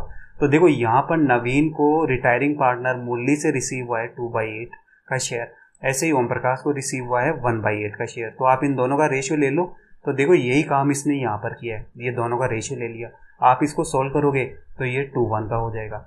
तो देखो गेनिंग रेशियो को कैलकुलेट करने के क्या होते हैं, दो तरीके होते हैं। एक तरीका तो जो अभी अभी मैंने समझाया वैसा है, ठीक है, और जो दूसरा है वो देखो थोड़ा शॉर्ट है, और वो देखो किस तरीके से, जैसे ये क्वेश्चन में बोल रहा है कि मुरली का जो भी शेयर है उसमें से 2/3 का शेयर ये किसे देता है, नवीन को, ठीक है। और जैसा कि अभी अपन ने कैलकुलेट भी किया, जो 1/3 का शेयर है मुरली का, जो 1/3 का शेयर होगा वो रिसीव होगा किसको, ओम प्रकाश को। मतलब नवीन को मिल रहा है 2/3 का और ओम प्रकाश को मिल रहा है 1/3 का। तो जितना जितना शेयर मिल रहा है ना, आप उसका डायरेक्ट रेशियो ले लो। तो देखो इसका ये रेशियो ले लेंगे तो ये कितना होगा, आप इसको सोल्व करोगे तो ये भी 2:1 का आएगा। तो ये देखो डायरेक्ट सोल्व हो गया, ये शॉर्ट है, आप इससे करोगे तो ज़्यादा बेटर है। अब ये दूसरे वाले मेथड में अपन ने क्या किया था, पहले तो कैलकुलेट किया कि जैसे नवीन को कितना शेयर मिलेगा, पहले तो ये कैलकुलेट किया, ऐसे ही ओम प्रकाश के लिए कैलकुलेट किया, फिर इनका रेशियो लिया। एक मैंने क्या किया, सीधा डायरेक्ट ही कर दिया, इसका 2/3 है तो ओम प्रकाश को 1/3 मिलेगा, डायरेक्ट रेशियो ले लिया। अगला देखते हैं इलस्ट्रेशन 4। कुमार, लक्ष्य, मनोज, नरेश पार्टनर से देखो एक फर्म के अंदर उनका शेयरिंग जो रेशियो है 3:1:4 का है। कुमार रिटायर होता है और उसका जो शेयर है वो देखो लक्ष्य और मनोज ले लेते हैं, और किस रेशियो में लेते हैं, 3:2 के रेशियो में लेते हैं। हमें क्या कैलकुलेट करना है, new profit sharing ratio calculate करना है, गेनिंग रेशियो कैलकुलेट करना है। सॉल्यूशन देखते हैं। ओल्ड शेयर कितना है, ये रिमेनिंग पार्टनर का 2:10 का, 1:10 का, 4:10 का। ये देखो यहाँ से ये जो इनका रेशियो है ओल्ड रेशियो, इससे यहाँ लिख लें, इससे आप देख के पता कर सकते हो कि क्या होगा। 1 के रेफरेंस देखो यहाँ पर जो दिया हुआ है वो 1 के रेफरेंस में दिया हुआ है, सेकंड नंबर के पॉइंट के ऊपर। जो ये कुमार रिटायर हो रहा है, कुमार से रिमेनिंग कौन कौन से रिमेनिंग पार्टनर को कितना कितना शेयर मिलेगा उसका कैलकुलेशन यहाँ इसने दिया है। तो देखो कुमार का शेयर कितना है 3/10 का, और 3/10 कौन लेंगे, देखो लक्ष्य और ये मनोज, ये दोनों लेंगे। और किस रेशो में लेंगे, 3:2 के रेशो में लेंगे। तो यही इसने यहाँ पर किया है कि जैसे पहले लक्ष्य के लिए कैलकुलेशन देखते हैं, 3/10 का 3/5 कितना होगा, आप दोनों को मल्टीप्लाई कर दो, ठीक है। तो क्या कैलकुलेट हो गएगा 9/50, मतलब लक्ष्य को कुमार से 9/50 का शेयर रिसीव होगा। ऐसे ही मनोज के लिए देखते हैं, 3/10 का 2/5, तो मतलब मल्टीप्लाई कर दो दोनों को, तो कितना है 6/50, मतलब मनोज को कुमार से 6/50 का शेयर रिसीव होगा। अब नरेश के लिए देखते हैं, तो देखो नरेश के लिए जो होगा वो नील होगा। रीज़न, क्योंकि जो ये कुमार का जो जितना भी शेयर था ना, ये सिर्फ दो को ही मिला है, लक्ष्य को और मनोज को, नरेश को तो कुछ भी नहीं मिला है। अब देखो थर्ड नंबर का पॉइंट देखते हैं, न्यू शेयर कितना होगा। देखो ये इसने गलत लिखा है, ये इक्वल टू का साइन नहीं आएगा, ये यहाँ पर प्लस का साइन आएगा, 1 और 2 को ऐड कर दो। तो न्यू शेयर देखो क्या होता है भाई, जो भी जितना भी शेयर उनका पहले थे ना, उसमें आप उस शेयर को ऐड कर दो जो शेयर रिटायरिंग पार्टनर से रिसीव हो रहा है, और जिन जिन रिमेनिंग पार्टनर्स को रिसीव हो रहा है उनमें ऐड करना है, ठीक है। तो यही थर्ड नंबर के पॉइंट में इसने ये बात बोल रहा है। तो देखो जैसे कि लक्ष्य के लिए देखते हैं, जो इसका ओल्ड शेयर था वो कितना है 2/10 का। देखो ये यहाँ से आप कैलकुलेट कर लोगे 2/10 जो इसका ओल्ड शेयर है। और इसको जो है ये कुमार से कितना शेयर रिसीव हुआ 9/50 का, ये देखो ये ऊपर कैलकुलेट किया, आप ऐड कर दो तो नया शेयर इसका क्या आएगा 19/50 का। मतलब अगर फर्म को 1 रुपये का प्रॉफिट होता है तो अब लक्ष्य को 1 रुपये में से 19/50 रुपये रिसीव होंगे। ऐसे ही मनोज के लिए कैलकुलेशन देखते हैं, मनोज का जो ओल्ड शेयर है वो कितने का 1/10 का, और जो ये कुमार है, कुमार से कितना शेयर इसको रिसीव हुआ है 6/50 का। ये देखो जो ऊपर कैलकुलेशन की आप ऐड कर देंगे, ऐड करने पे क्या है 11/50, मतलब मनोज का जो न्यू शेयर है प्रॉफिट में वो 11/50 का है। अब ये देखो नरेश का, ऐसी चीज़ों पे क्या है देखो ध्यान देने की ज़रूरत होती है। इसका ओल्ड शेयर कितने का है 4/10 का, और इसको जो कुमार से कितना रिसीव हो रहा है, कुछ भी रिसीव नहीं हो रहा है, तो 4/10 का 4/10 ही रह जाएगा। तो इसने एक्चुअल में क्या किया है, ये जो 4/10 है 4/10 को मल्टीप्लाई किया है 5/5 से, तो कोई इम्पैक्ट नहीं होगा। इसी वजह से ये जो वैल्यू हो जाएगी 20/50 हो जाएगी जब आप कैलकुलेट करोगे, और यही ये इसने नीचे लिखा है। तो देखो इन तीनों का नया शेयर क्या है, ये और ये, आप इनको जब सॉल्व करोगे तो रेशियो क्या आएगा 19, 11 और 20 का, ये इनका नया प्रॉफिट शेयरिंग रेशियो हो जाएगा। अब देखो गेनिंग रेशियो क्या होगा, कैलकुलेशन करने की जरूरत ही नहीं है। जैसे पीछे के क्वेश्चन में अपन ने देखा, यहाँ पर भी क्वेश्चन में ही दिया हुआ है, कुमार रिटायर हो रहा है और ये 3:2 के रेशियो में इसको क्या कर रहा है, लक्ष्य और मनोज को दे रहा है, तो यही गेनिंग 3:2 का ही गेनिंग रेशियो हो जाएगा।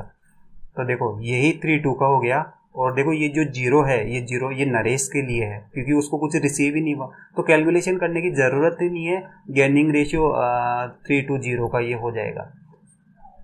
तो देखो यही बात ये यहाँ पर बोल रहा है कि कैलकुलेशन करने की ज़रूरत ही नहीं है। सेकंड नंबर के पॉइंट पे देखो कि नरेश ने ना तो सेक्रीफाइस किया है और ना ही उसको गेन हुआ है। अगला देखते हैं इलस्ट्रेशन 5, रंजना, साधना और ये कामना, ये क्या है 3 पार्टनर है एक फर्म के अंदर, उनका जो शेयरिंग रेशियो है 4:3:2 का है।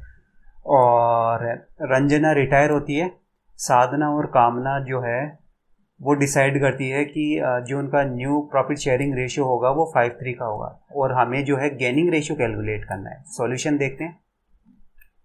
अब देखो गेनिंग रेशियो का जो फॉर्मूला होता है वो ये होता है, ठीक है। तो इसके होने का रीज़न क्या है कि न्यू प्रॉफिट में से ही न्यू शेयर में से ओल्ड शेयर ही लेस क्यों किया जाता है। देखो गेन कब होगा, पहली चीज़ तो समझने वाली बात ये है, गेन तब होगा जब जो ओल्ड शेयर था, जब पहले तो जो शेयर था प्रॉफिट में वो कम था, और जो बाद में क्या हुआ शेयर बढ़ गया प्रॉफिट में, तब होगा। तो मतलब जो न्यू शेयर होगा ना वो ज़्यादा ही होना चाहिए तभी गेन होगा। अगर पहले, जैसे कि अगर आपको पहले जो था, पहले ज़्यादा शेयर था प्रॉफिट में, और अब जो नया शेयर है उसमें आपका सॉरी अब जो शेयर है आपका प्रॉफिट में वो कम है वो शेयर, तो फिर आपको तो लॉस हो गया। तो इसी वजह से क्या होता है, गेन होगा ही तब कि जब जो न्यू शेयर होगा वो ज़्यादा होगा, तभी तो गेन होगा पहले से, और पहले वाला जो शेयर होगा वो कम होगा कंपेयर टू न्यू शेयर से। तो इसी वजह से क्या होता है, new share minus old share किया जाता है। और देखो जैसे कि प्रीवियस चैप्टर में सैक्रिफाइसिंग रेशियो के लिए पढ़ा था, है ना। तो सैक्रिफाइसिंग रेशियो में देखो उल्टा होता था, ओल्ड शेयर होता था, ओल्ड शेयर में से न्यू शेयर को लेस करना होता था। और देखो उस चीज़ का रीज़न क्या था, रीज़न यही था कि सैक्रिफाइस देखो कब करेगा, सीधी सी बात है, कब करेगा सैक्रिफाइस, जब उसका पहले जो शेयर था वो ज़्यादा था और अब जो उसका शेयर है वो कम है, तभी तो उसका सैक्रिफाइस होगा। तो इसीलिए इससे क्या होगा, ओल्ड शेयर हमेशा ही बड़ा होगा कंपेयर टू न्यू शेयर के।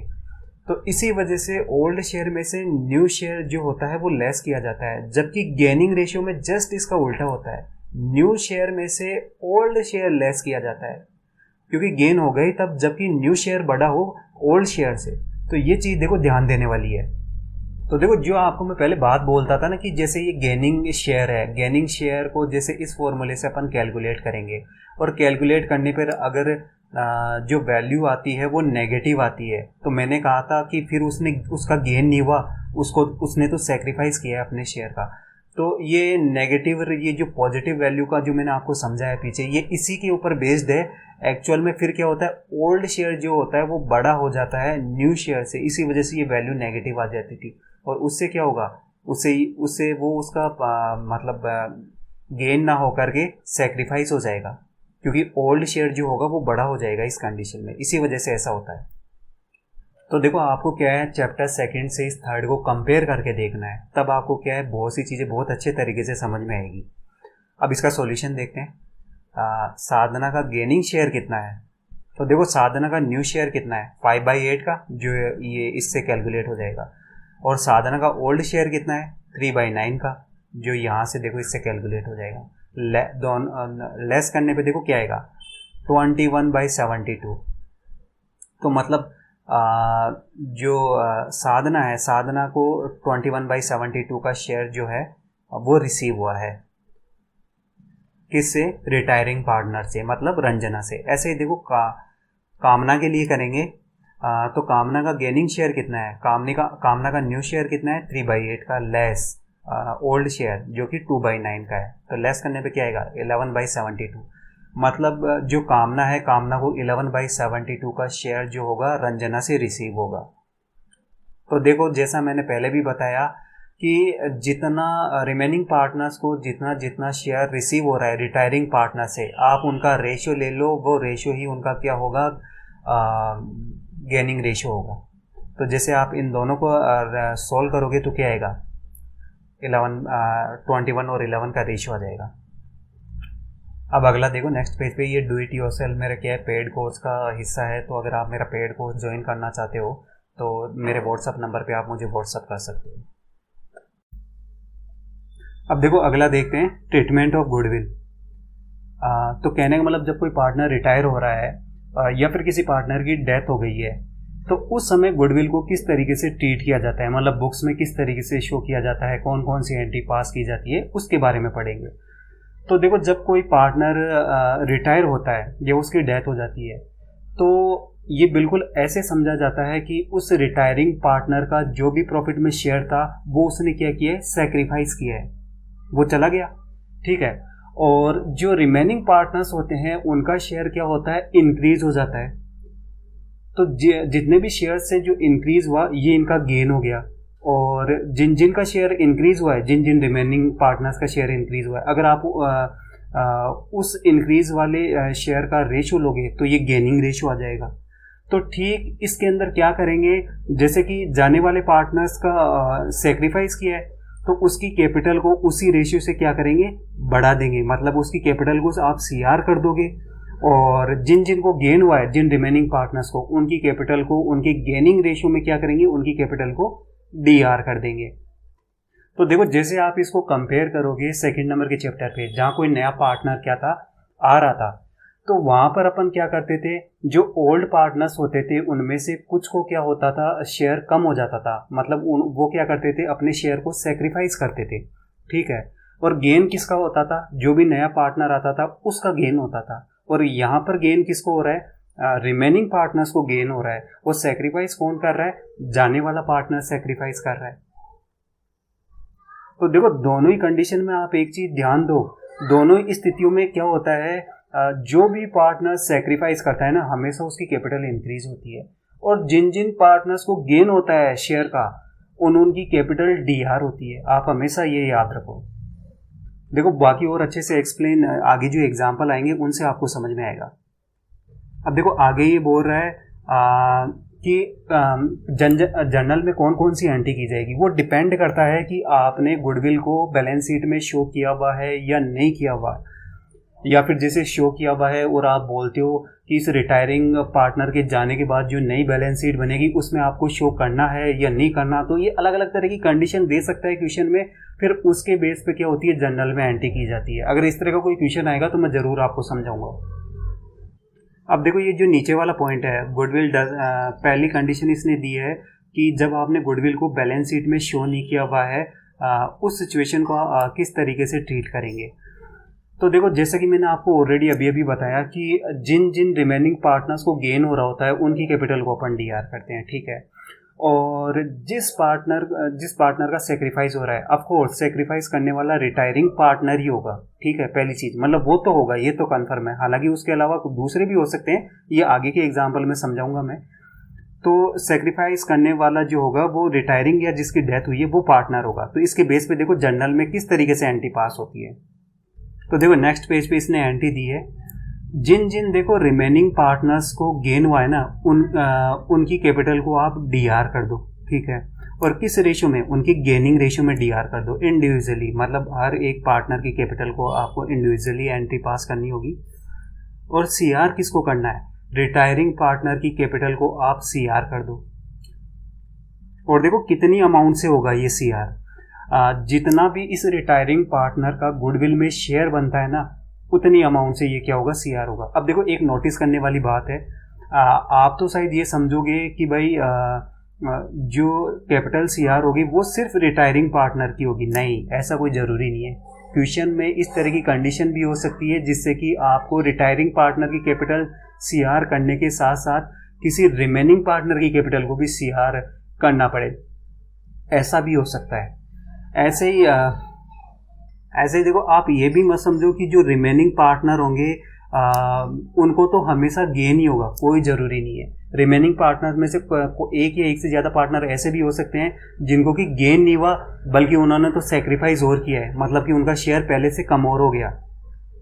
अब देखो इसने एक एग्जाम्पल दिया है, और ए बी सी क्या है, पार्टनर। देखो पार्टनर से एक फर्म में उनका जो प्रॉफिट में शेयरिंग रेशियो है वो 3:1 का है। बी जो होता है वो रिटायर हो जाता है, और फर्म की जो गुडविल की वैल्यू है वो 60,000 की है। और देखो जो ए और सी है जो कि रिमेनिंग पार्टनर होंगे, उनका न्यू प्रॉफिट शेयरिंग रेशियो 3:1 का है। तो जर्नल एंट्री गुडविल के लिए किस तरीके से पास की जाएगी। तो देखो इसने कैलकुलेशन नहीं दी है, मैं आपको कैलकुलेशन करके बताता हूँ। तो देखो ए को, जब ये बी जो है वो रिटायर हो रहा है, तो ए का गेन कितना होगा। तो देखो गेनिंग शेयर कैलकुलेट करने का क्या फॉर्मूला होता है, new share minus old share. तो देखो ए का जो न्यू शेयर है वो कितने का है प्रॉफिट में, 3/4 का।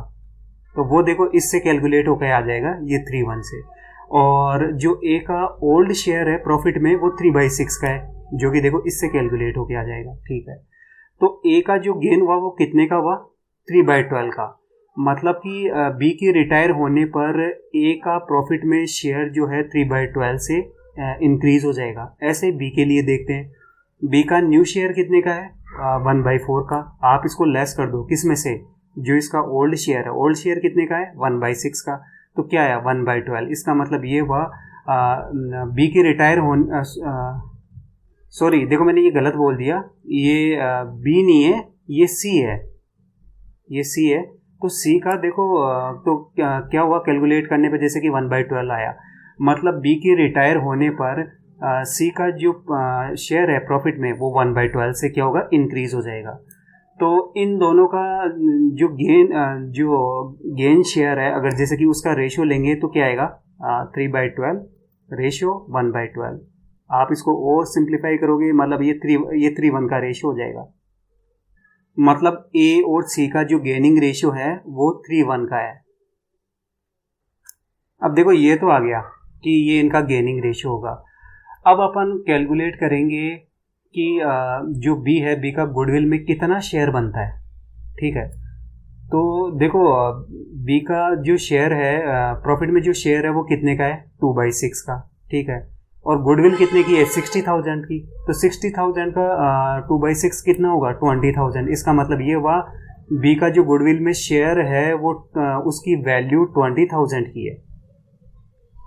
तो जब ये रिटायर होगा बी, तब उसको गुडविल के ये 20,000 क्या होंगे, देने पड़ेंगे। तो इसी वजह से इसकी कैपिटल अपन क्या करेंगे, CR कर देंगे। तो देखो एंटी में ये किया है, बी की कैपिटल को CR कर दिया 20,000 से, जो भी इसका गुडविल में शेयर था।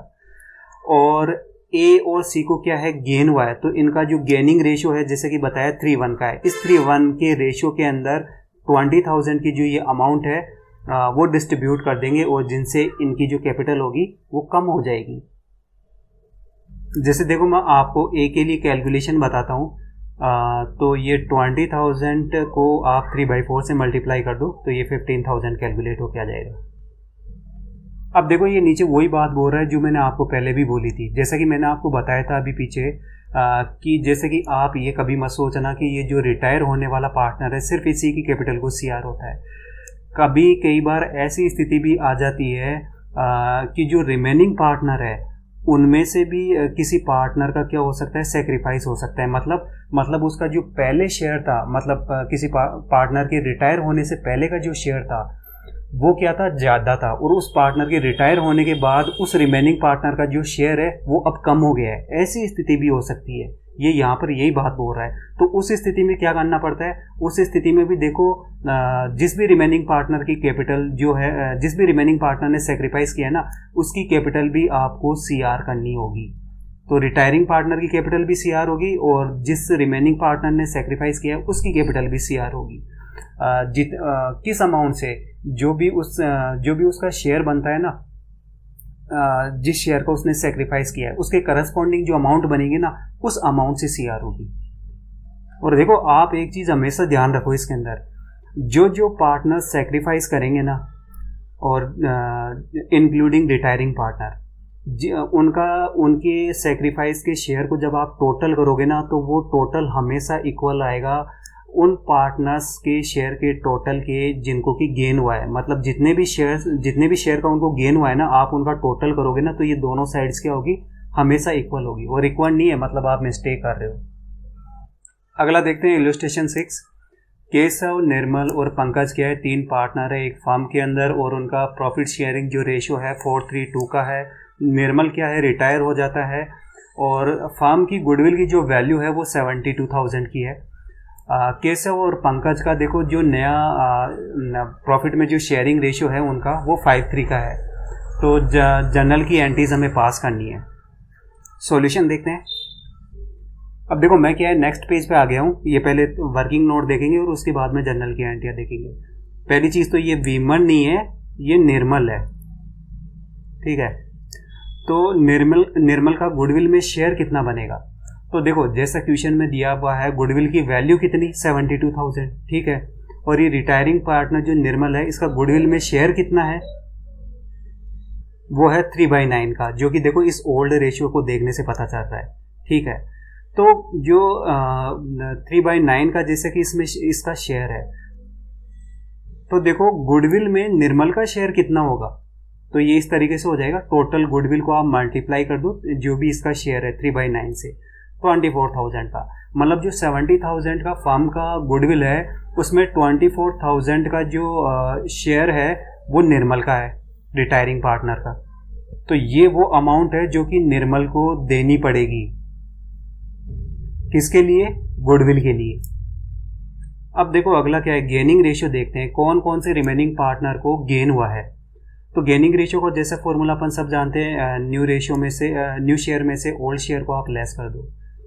तो जो केस अब है, केस देखो अब कैलकुलेशन कैसे होगी, ये जो ओल्ड शेयर है, ये वाला जो ओल्ड शेयर है और ये जो न्यू शेयर है, इसके बेस पे कैलकुलेशन होगी। तो केशव का जो न्यू शेयर है वो 5/8 का, ओल्ड शेयर 4/9 का। तो जैसे कि लेस करने पे क्या आएगा, 13/72। मतलब केशव को जो गेन हुआ है वो 13/72 का हुआ है। ऐसे ही देखो पंकज के लिए कैलकुलेट करेंगे। पंकज का जो न्यू शेयर है वो 3/8 का है और ओल्ड शेयर कितने का है, 2/9 का है। तो लेस करने पे क्या है, 11/72 का। इसका मतलब ये है कि निर्मल के रिटायर होने पर जो पंकज का प्रॉफिट में जो शेयर है वो 11/72 से क्या होगा, इंक्रीज हो जाएगा। तो देखो जो इनके शेयर निकल के आए गेनिंग शेयर, ये 13/72 और 11/72। तो जब आप इसको सोल्व करोगे तो ये क्या आएगा, 13:11 का रेशियो आ जाएगा। तो मतलब जो गेनिंग रेशियो है केशव का और पंकज का वो 13 और 11 का है। अब देखो जैसे कि निर्मल रिटायर हो रहा है तो गुडविल में जो भी इसकी अमाउंट बनती है उस अमाउंट से इसका कैपिटल अकाउंट CR करना है। तो देखो जैसा अपन ने कैलकुलेट किया था, ये यहाँ पर 24,000 की अमाउंट, तो ये 24,000 से इसका कैपिटल जो होगी इंक्रीज हो जाएगी। और केशव और पंकज को जो क्या हुआ था, गेन हो रहा था और गेनिंग का जो रेशियो था वो 13:11 का था। तो इस रेशियो में क्या करेंगे, 24,000 की अमाउंट को डिस्ट्रीब्यूट कर देंगे, जिससे क्या होगा, जो केशव की कैपिटल है वो 13,000 से कम हो जाएगी। ऐसे पंकज की कैपिटल जो होगी वो 11,000 से कम हो जाएगी। तो मतलब देखो चाहे से पार्टनर आ रहा हो फर्म में या कोई पार्टनर रिटायर हो रहा हो या डेथ हो गई हो, हर केस में क्या करते हैं, जिन जिन पार्टनर्स को गेन होता है ना, हमेशा उनकी कैपिटल क्या होती है, DR होती है। ठीक है, किसमें, गेनिंग रेशियो में DR हो जाएगी। और जिन जिन पार्टनर सेक्रीफाइस कर रहे हैं इंक्लूडिंग रिटायरिंग पार्टनर, उनकी कैपिटल जो होगी हमेशा आप बढ़ाओगे उनकी सेक्रीफाइसिंग रेशियो में। मतलब उसके करस्पॉन्डिंग आप अमाउंट को कैलकुलेट कर लो। जैसे यहाँ पर गुडविल की अमाउंट को जो अपन ने कैलकुलेट किया कि कितनी अमाउंट बनेगी इस रिटायरिंग पार्टनर की गुडविल में। अगला एग्जांपल देते हैं, इलस्ट्रेशन 7। जया, कीर्ति, एकता और श्वेता, ये क्या है, देखो पार्टनर एक फर्म के अंदर और इनका प्रॉफिट में इनका प्रॉफिट शेयरिंग जो रेशियो है 2:1 का है। और देखो जया क्या होती है, वो रिटायर्ड हो जाती है और जया के रिटायरमेंट पे जो फर्म की जो गुडविल थी ना, उसकी जो वैल्यू थी वो 36,000 की है। ठीक है, कीर्ति, एकता और जो ये श्वेता है, देखो ये इनका जो न्यू प्रॉफिट शेयरिंग जो रेशियो है वो इक्वल है। कहने का मतलब इनका जो रेशियो है वो 1:1 का है। अब ये बोल रहा है कि जर्नल में जो नेसेसरी एंट्रीज है वो देखो हमें पास करनी है विदाउट ओपनिंग गुडविल अकाउंट। तो देखो इस तरह का कोई एग्जाम्पल है नहीं, अगर मैं आएगा तो मैं बताऊंगा। तो बस इसमें आप एक चीज़ ध्यान रहो, इस क्वेश्चन में क्या है, जो इस फर्म की जो बैलेंस शीट थी, बैलेंस शीट में गुडविल को शो नहीं किया हुआ है। अगर गुडविल को शो किया हुआ होता और ऐसे बोलता कि गुडविल को जया के रिटायर होने के बाद शो नहीं करना है, तो उसके लिए कुछ एडिशनल जर्नल की एंट्रीज और होती जो हमें पास करनी होती। तो इसका सॉल्यूशन देखते हैं। अब देखो सबसे पहले अपन वर्किंग नोट देखेंगे, उसके बाद में जर्नल की एंट्री देखेंगे। तो सबसे पहले तो ये कैलकुलेट करते हैं कि जया का गुडविल में कितना शेयर बनता है। तो देखो जैसे क्वेश्चन में दिया हुआ है, गुडविल की टोटल वैल्यू जो है वो 36,000 की है। ठीक है, और जो ये ओल्ड रेशियो है इसमें जो जया है, जया का शेयर कितने का है, 2/6 का। ठीक है, तो इसके अकॉर्डिंग देखेंगे जया की कितनी अमाउंट बनेगी गुडविल में। इस टोटल जो गुडविल की अमाउंट है आप इसको 2/6 के शेयर से मल्टीप्लाई कर दो तो ये 12,000 की अमाउंट आ गई। मतलब जया का जो गुडविल में शेयर बनता है वो 12,000 की अमाउंट का बनता है। अब देखो ये तो हमें पता है सेक्रीफाइस करने वाला जो पार्टनर है वो जया, एक तो जया है। अब बाकी और पार्टनर्स के लिए देखते हैं किस किस को कितना गेन हुआ है या किसने कितना सेक्रीफाइस किया है। तो गेनिंग रेशियो क्या होता है, वही न्यू शेयर में से आप ओल्ड शेयर को लेस कर देते हैं। सबसे पहले कीर्ति का देखते हैं। तो देखो इन सब कैलकुलेशन के लिए क्या है, एक तो ये ओल्ड शेयर और न्यू शेयर जो कि 1:1 का है। ठीक है, इन दोनों शेयरों के बेस पे किए कैलकुलेशन की जाएगी। तो देखो जब कीर्ति की बात हो रही थी, कीर्ति को कितना गेन हुआ है, तो कीर्ति का न्यू शेयर कितना है 1/3 का है, ठीक है। ओल्ड शेयर कितने का है? 1/6 का है। तो जैसे आप लेस करोगे, लेस करने पे वैल्यू क्या आएगी? 1/6 की आएगी। इसका मतलब ये हुआ कि जया के रिटायर होने पर कीर्ति का जो शेयर है वो 1/6 से क्या होगा? इंक्रीज हो जाएगा। ऐसे ही एकता के लिए देखते हैं। एकता का जो न्यू शेयर कितने का है? 1/3 का। आप इसमें से लेस करो क्या? ओल्ड शेयर जो कितने का है? 2/6 का। तो कैलकुलेट करने पे कितना आया? 0/6। अब 0/6 देखो, 0/6 इक्वल टू होता है 0। मतलब ना तो इसको कोई गेन हुआ है, ना ही इसने कोई सेक्रीफाइस किया है, तो इसका कोई रोल ही नहीं है। और देखो इस चीज़ को आप इस तरीके से भी देख सकते हो, जैसे ये एकता है, एकता का देखो, ये ओल्ड वाला जो शेयर है ना, इसमें देखो कितना शेयर है? 2/6 का। 2/6 को जब आप सोल्व करोगे तो क्या आएगा? 1/3, ठीक है। तो ओल्ड रेशियो के अकॉर्डिंग जो इसका शेयर है वो 1/3 का है। अब जैसे न्यू वाला कौन सा है? ये 1/1 का। अब 1/1 के अकॉर्डिंग मैं बोलूँ इसका शेयर कितना है प्रॉफिट में, तो कितना आएगा? 1/3 का। तो देखो दोनों ही तो इक्वल है, पहले भी 1/3 का था और अभी भी 1/3 का ही है। इसी वजह से ना इसको कोई गेन हुआ है और ना ही इसने अपने किसी शेयर का सेक्रीफाइस किया है। अब देखो श्वेता का देखते हैं। श्वेता का न्यू शेयर 1/3 का माइनस उसका ओल्ड शेयर कितने का है? 1/6 का। तो कैलकुलेट करने पे क्या है? 1/6। इसका मतलब ये जया के रिटायर होने पर श्वेता का जो शेयर होगा 1/6 से क्या होगा? इंक्रीज हो जाएगा। अब देखो कीर्ति, एकता और श्वेता के शेयर का रेशियो, जितने भी शेयर का गेन हुआ है उसका रेशियो लेते हैं, ठीक है। ये कीर्ति, एकता और ये तो श्वेता। तो देखो रेशियो क्या है? जो एकता का कीर्ति का जो शेयर है 1/6 का, जो अपन ने यहाँ कैलकुलेट किया, एकता का 0/6 का, जो कि 0 ही हो जाएगा, तो ये 0। और ऐसे ही जो श्वेता है, जो कि देखो नेक्स्ट पेज पे, ये 1/6 का, तो ये 1/6। आप इसको सोल्व करोगे इस रेशियो को, तो ये वाला रेशियो आ जाएगा। अब देखो जैसे कि अपन को एकता का तो 0 है, तो आप चाहो तो इसको हटा भी सकते हो, कोई ज़रूरी नहीं है। आप 1/0 करो या फिर 1:1 करो, बात एक ही है। जिसका 0 है उसको तो रेशियो में लेने का कोई सेंस भी नहीं बनता, तो आप चाहे से कोई सा भी रेशियो लिख दो, दोनों ही सही है। तो देखो यही बात इसने यहाँ पर की है। इसने क्या किया है? सिर्फ 2 को ही लिया है। जिस पार्टनर को 0 था गेन, उसको कंसिडर ही नहीं किया, इसलिए ये सोल्व करोगे 1/1 का गेनिंग रेशियो आ जाएगा। अब देखो ये एंट्री देखते हैं किस तरीके से होगी। तो देखो ये तो जया की कैपिटल तो CR होगी, जो गुडविल में इसकी जो अमाउंट बन रही थी वो 12,000 की बन रही थी, जो देखो अपन ने यहाँ नीचे कैलकुलेट की, ठीक है। तो इसकी कैपिटल बढ़ा दी 12,000 से। और कीर्ति और श्वेता को क्या हो रहा था? गेन हो रहा था 1/1 के रेशियो में, तो इसी वजह से जो ये 12,000 है ये डिस्ट्रीब्यूट कर दिया 1/1 के रेशियो में। तो इसी वजह से कीर्ति की जो कैपिटल होगी वो 6,000 से कम हो जाएगी, श्वेता की 6,000 से कम हो जाएगी। और जो ये एकता थी, इसको तो कुछ भी नहीं हुआ, ना तो इसने सेक्रीफाइस किया है और ना ही इसको गेन हुआ है, इस वजह से इस एंट्री में ये आएगी ही नहीं। लेकिन देखो अगर एकता सेक्रीफाइस करती ना, तो उसकी वजह से क्या होता? इसकी कैपिटल भी क्या होती? यहाँ पर इंक्रीज हो जाती। तो जया के साथ में जो होता, एकता की कैपिटल भी जो होती CR होती। लेकिन देखो साथ में आप एक चीज़ और ध्यान दो, अगर एकता की जो कैपिटल अगर आप CR कर रहे होते ना, तो कीर्ति और श्वेता में से किसी एक की जो कैपिटल जो होती वो ज़्यादा अमाउंट से DR होती। क्यों? क्योंकि उसका जो गेनिंग शेयर है वो इंक्रीज हो जाता। अगला देखते हैं इल्यूस्ट्रेशन 8। दीपा, नीरू और शिल्पा क्या है? एक फर्म में पार्टनर है ये तीनों, और इनका जो प्रॉफिट शेयरिंग जो रेशियो है 5:3 का है। नीरू क्या होती है? वो रिटायर हो जाती है, ठीक है। और जो ये क्या दीपा और ये जो शिल्पा बच गई, इनका जो न्यू प्रॉफिट शेयरिंग रेशियो है ये 2:3 का है। और जब ये नीरू रिटायर हुई तो उस समय जो फर्म की जो गुडविल थी उसकी वैल्यू 1,20,000 की थी। तो हमें जनरल में एंट्री पास करनी है, देखते हैं ये किस तरीके से होगा। तो देखो सबसे पहले क्या करते हैं, ये वर्किंग नोट देखते हैं, उसके बाद एंट्री जनरल की एंट्री देखेंगे।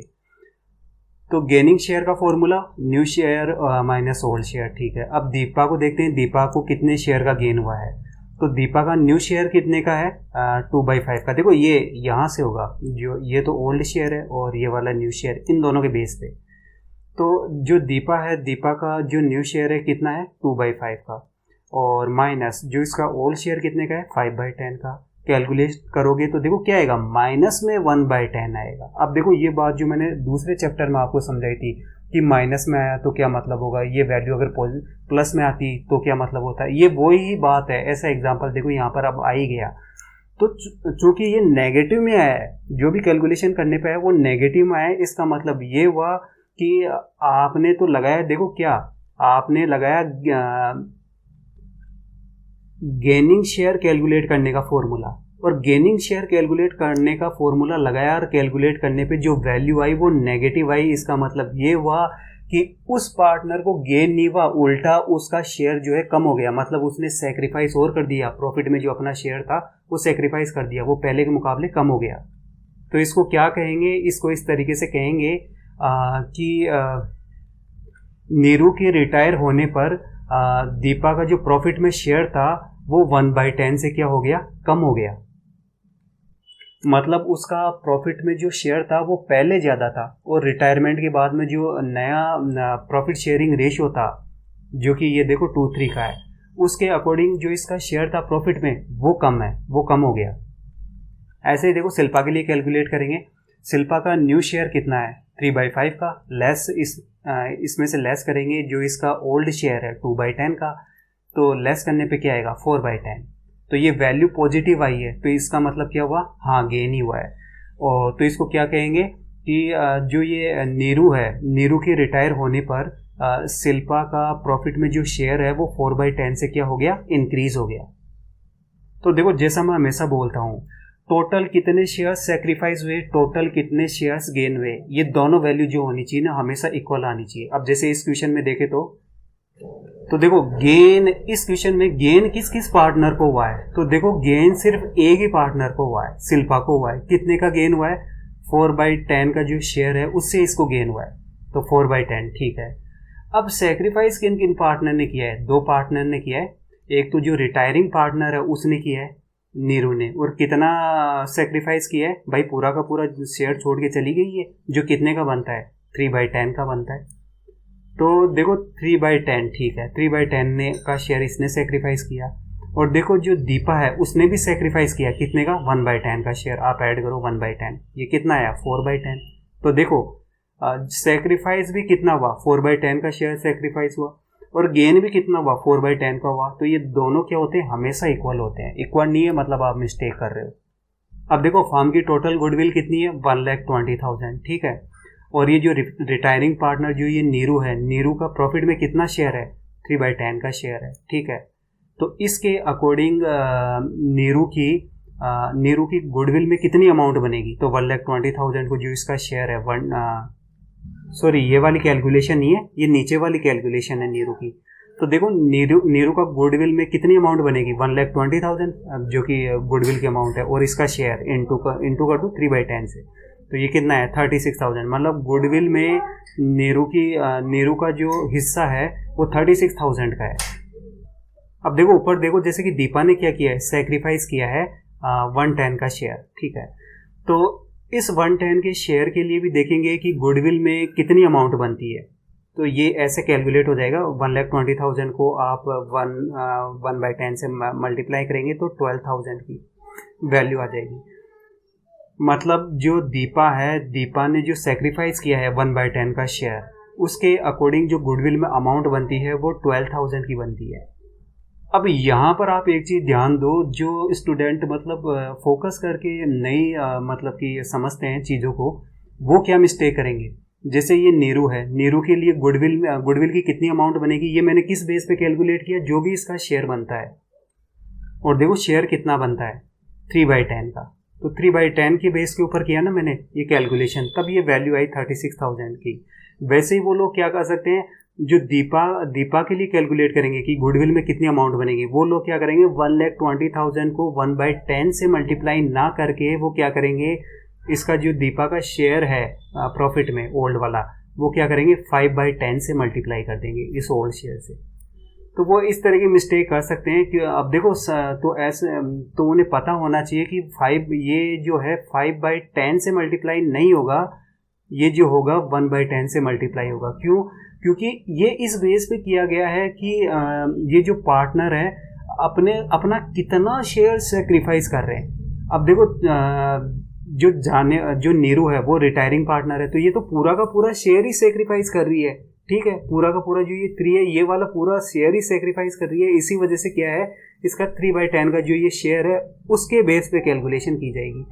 लेकिन जो दीपा है, दीपा फर्म छोड़ के थोड़ी ना चली गई, फर्म छोड़ के नहीं गई, बस उसका और क्या, उसका जो प्रॉफिट में शेयर है वो क्या पूरा ही खत्म हो गया? नहीं, पूरा नहीं खत्म हुआ, बल्कि उसका शेयर कितना कम हुआ? 1/10 से कम हुआ। इसी वजह से ये कैलकुलेशन 1/10 से जो हुई है कम हुई है, ना कि पूरे शेयर से कम होगी। तो ये छोटी छोटी बातें होती है जहाँ पर फोकस करने की ज़रूरत होती है। थोड़ा सा भी मिस्टेक हुई और जो पूरी कैलकुलेशन होगी वो गलत हो जाएगी। अब देखो ये जर्नल की एंट्री देखते हैं, तो देखो किस किस ने सेक्रीफाइस किया। एक तो देखो दीपा ने सेक्रीफाइस किया अपने 1/10 का शेयर, और दूसरा रिटायरिंग पार्टनर ने सेक्रीफाइस किया कितने का शेयर? 3/10 का शेयर, जिसकी कि गुडविल में जो अमाउंट बनती है 36,000 की बनती है। ऐसे ही दीपा की गुडविल में अकाउंट 12,000 की बनती है। तो इसका मतलब ये हुआ सेक्रीफाइस करने वाले पार्टनर्स की कैपिटल को आपको बढ़ाना है, मत तो क्या करेंगे, CR कर देंगे। तो देखो ये नीरू की जो कैपिटल होगी वो बढ़ जाएगी 36,000 से। देखो ये गलत लिखा है, ये जो 36,000 DR साइड नहीं आएगा, ये CR साइड आएगा 36,000। क्यों? क्योंकि देखो जैसा अपन ने सोल्व किया था, गुडविल में अमाउंट कितनी बन रही थी नीरू की? 36,000। इसी अमाउंट से क्या होगा, इसकी कैपिटल जो होगी वो इंक्रीज हो जाएगी। ऐसे ही दीपा ने भी सेक्रीफाइस किया था, तो उसका जो गुडविल में अमाउंट बन रही थी वो 12,000 की बन रही थी, ठीक है। तो इसकी कैपिटल भी 12,000 से क्या होगी, इंक्रीज हो जाएगी। और शिल्पा को गेन हो रहा था, तो देखो कितनी अमाउंट से इसकी कैपिटल जो होगी वो कम होगी, कैलकुलेट करने की जरूरत ही नहीं है। जैसा कि अपन को पता है कि सेक्रीफाइस करने वाले 2 पार्टनर कौन है, नीरू और दीपा, और जिसको गेन हो रहा है वो पार्टनर सिर्फ एक ही है और वो है शिल्पा। तो सीधी सी बात है, जो इनकी अमाउंट से इनकी जो कैपिटल अकाउंट है वो इंक्रीज हुआ है ना, तो इन दोनों का टोटल कर लो, उसी अमाउंट से शिल्पा की जो कैपिटल होगी ना वो आपको कम करनी है। एक तो देखो सिंपल सा तरीका ऐसा है। बाकी एक दूसरा तरीका इस तरीके से है, आप क्या देखो, ये शिल्पा को गेन कितने का हुआ है, 4/10 का शेयर का गेन हुआ है, ठीक है। तो जैसे गुडविल की टोटल अमाउंट कितनी है, 1,20,000 की। इस 1,20,000 का 4/10 कितना होगा, ये हो जाएगा देखो 48,000। तो आप कैसे भी करो, वैल्यू जो आएगी वो 48,000 की आएगी। अगर आपको वीडियो अच्छा लगा हो तो लाइक करें, सब्सक्राइब करें। Thank you for watching.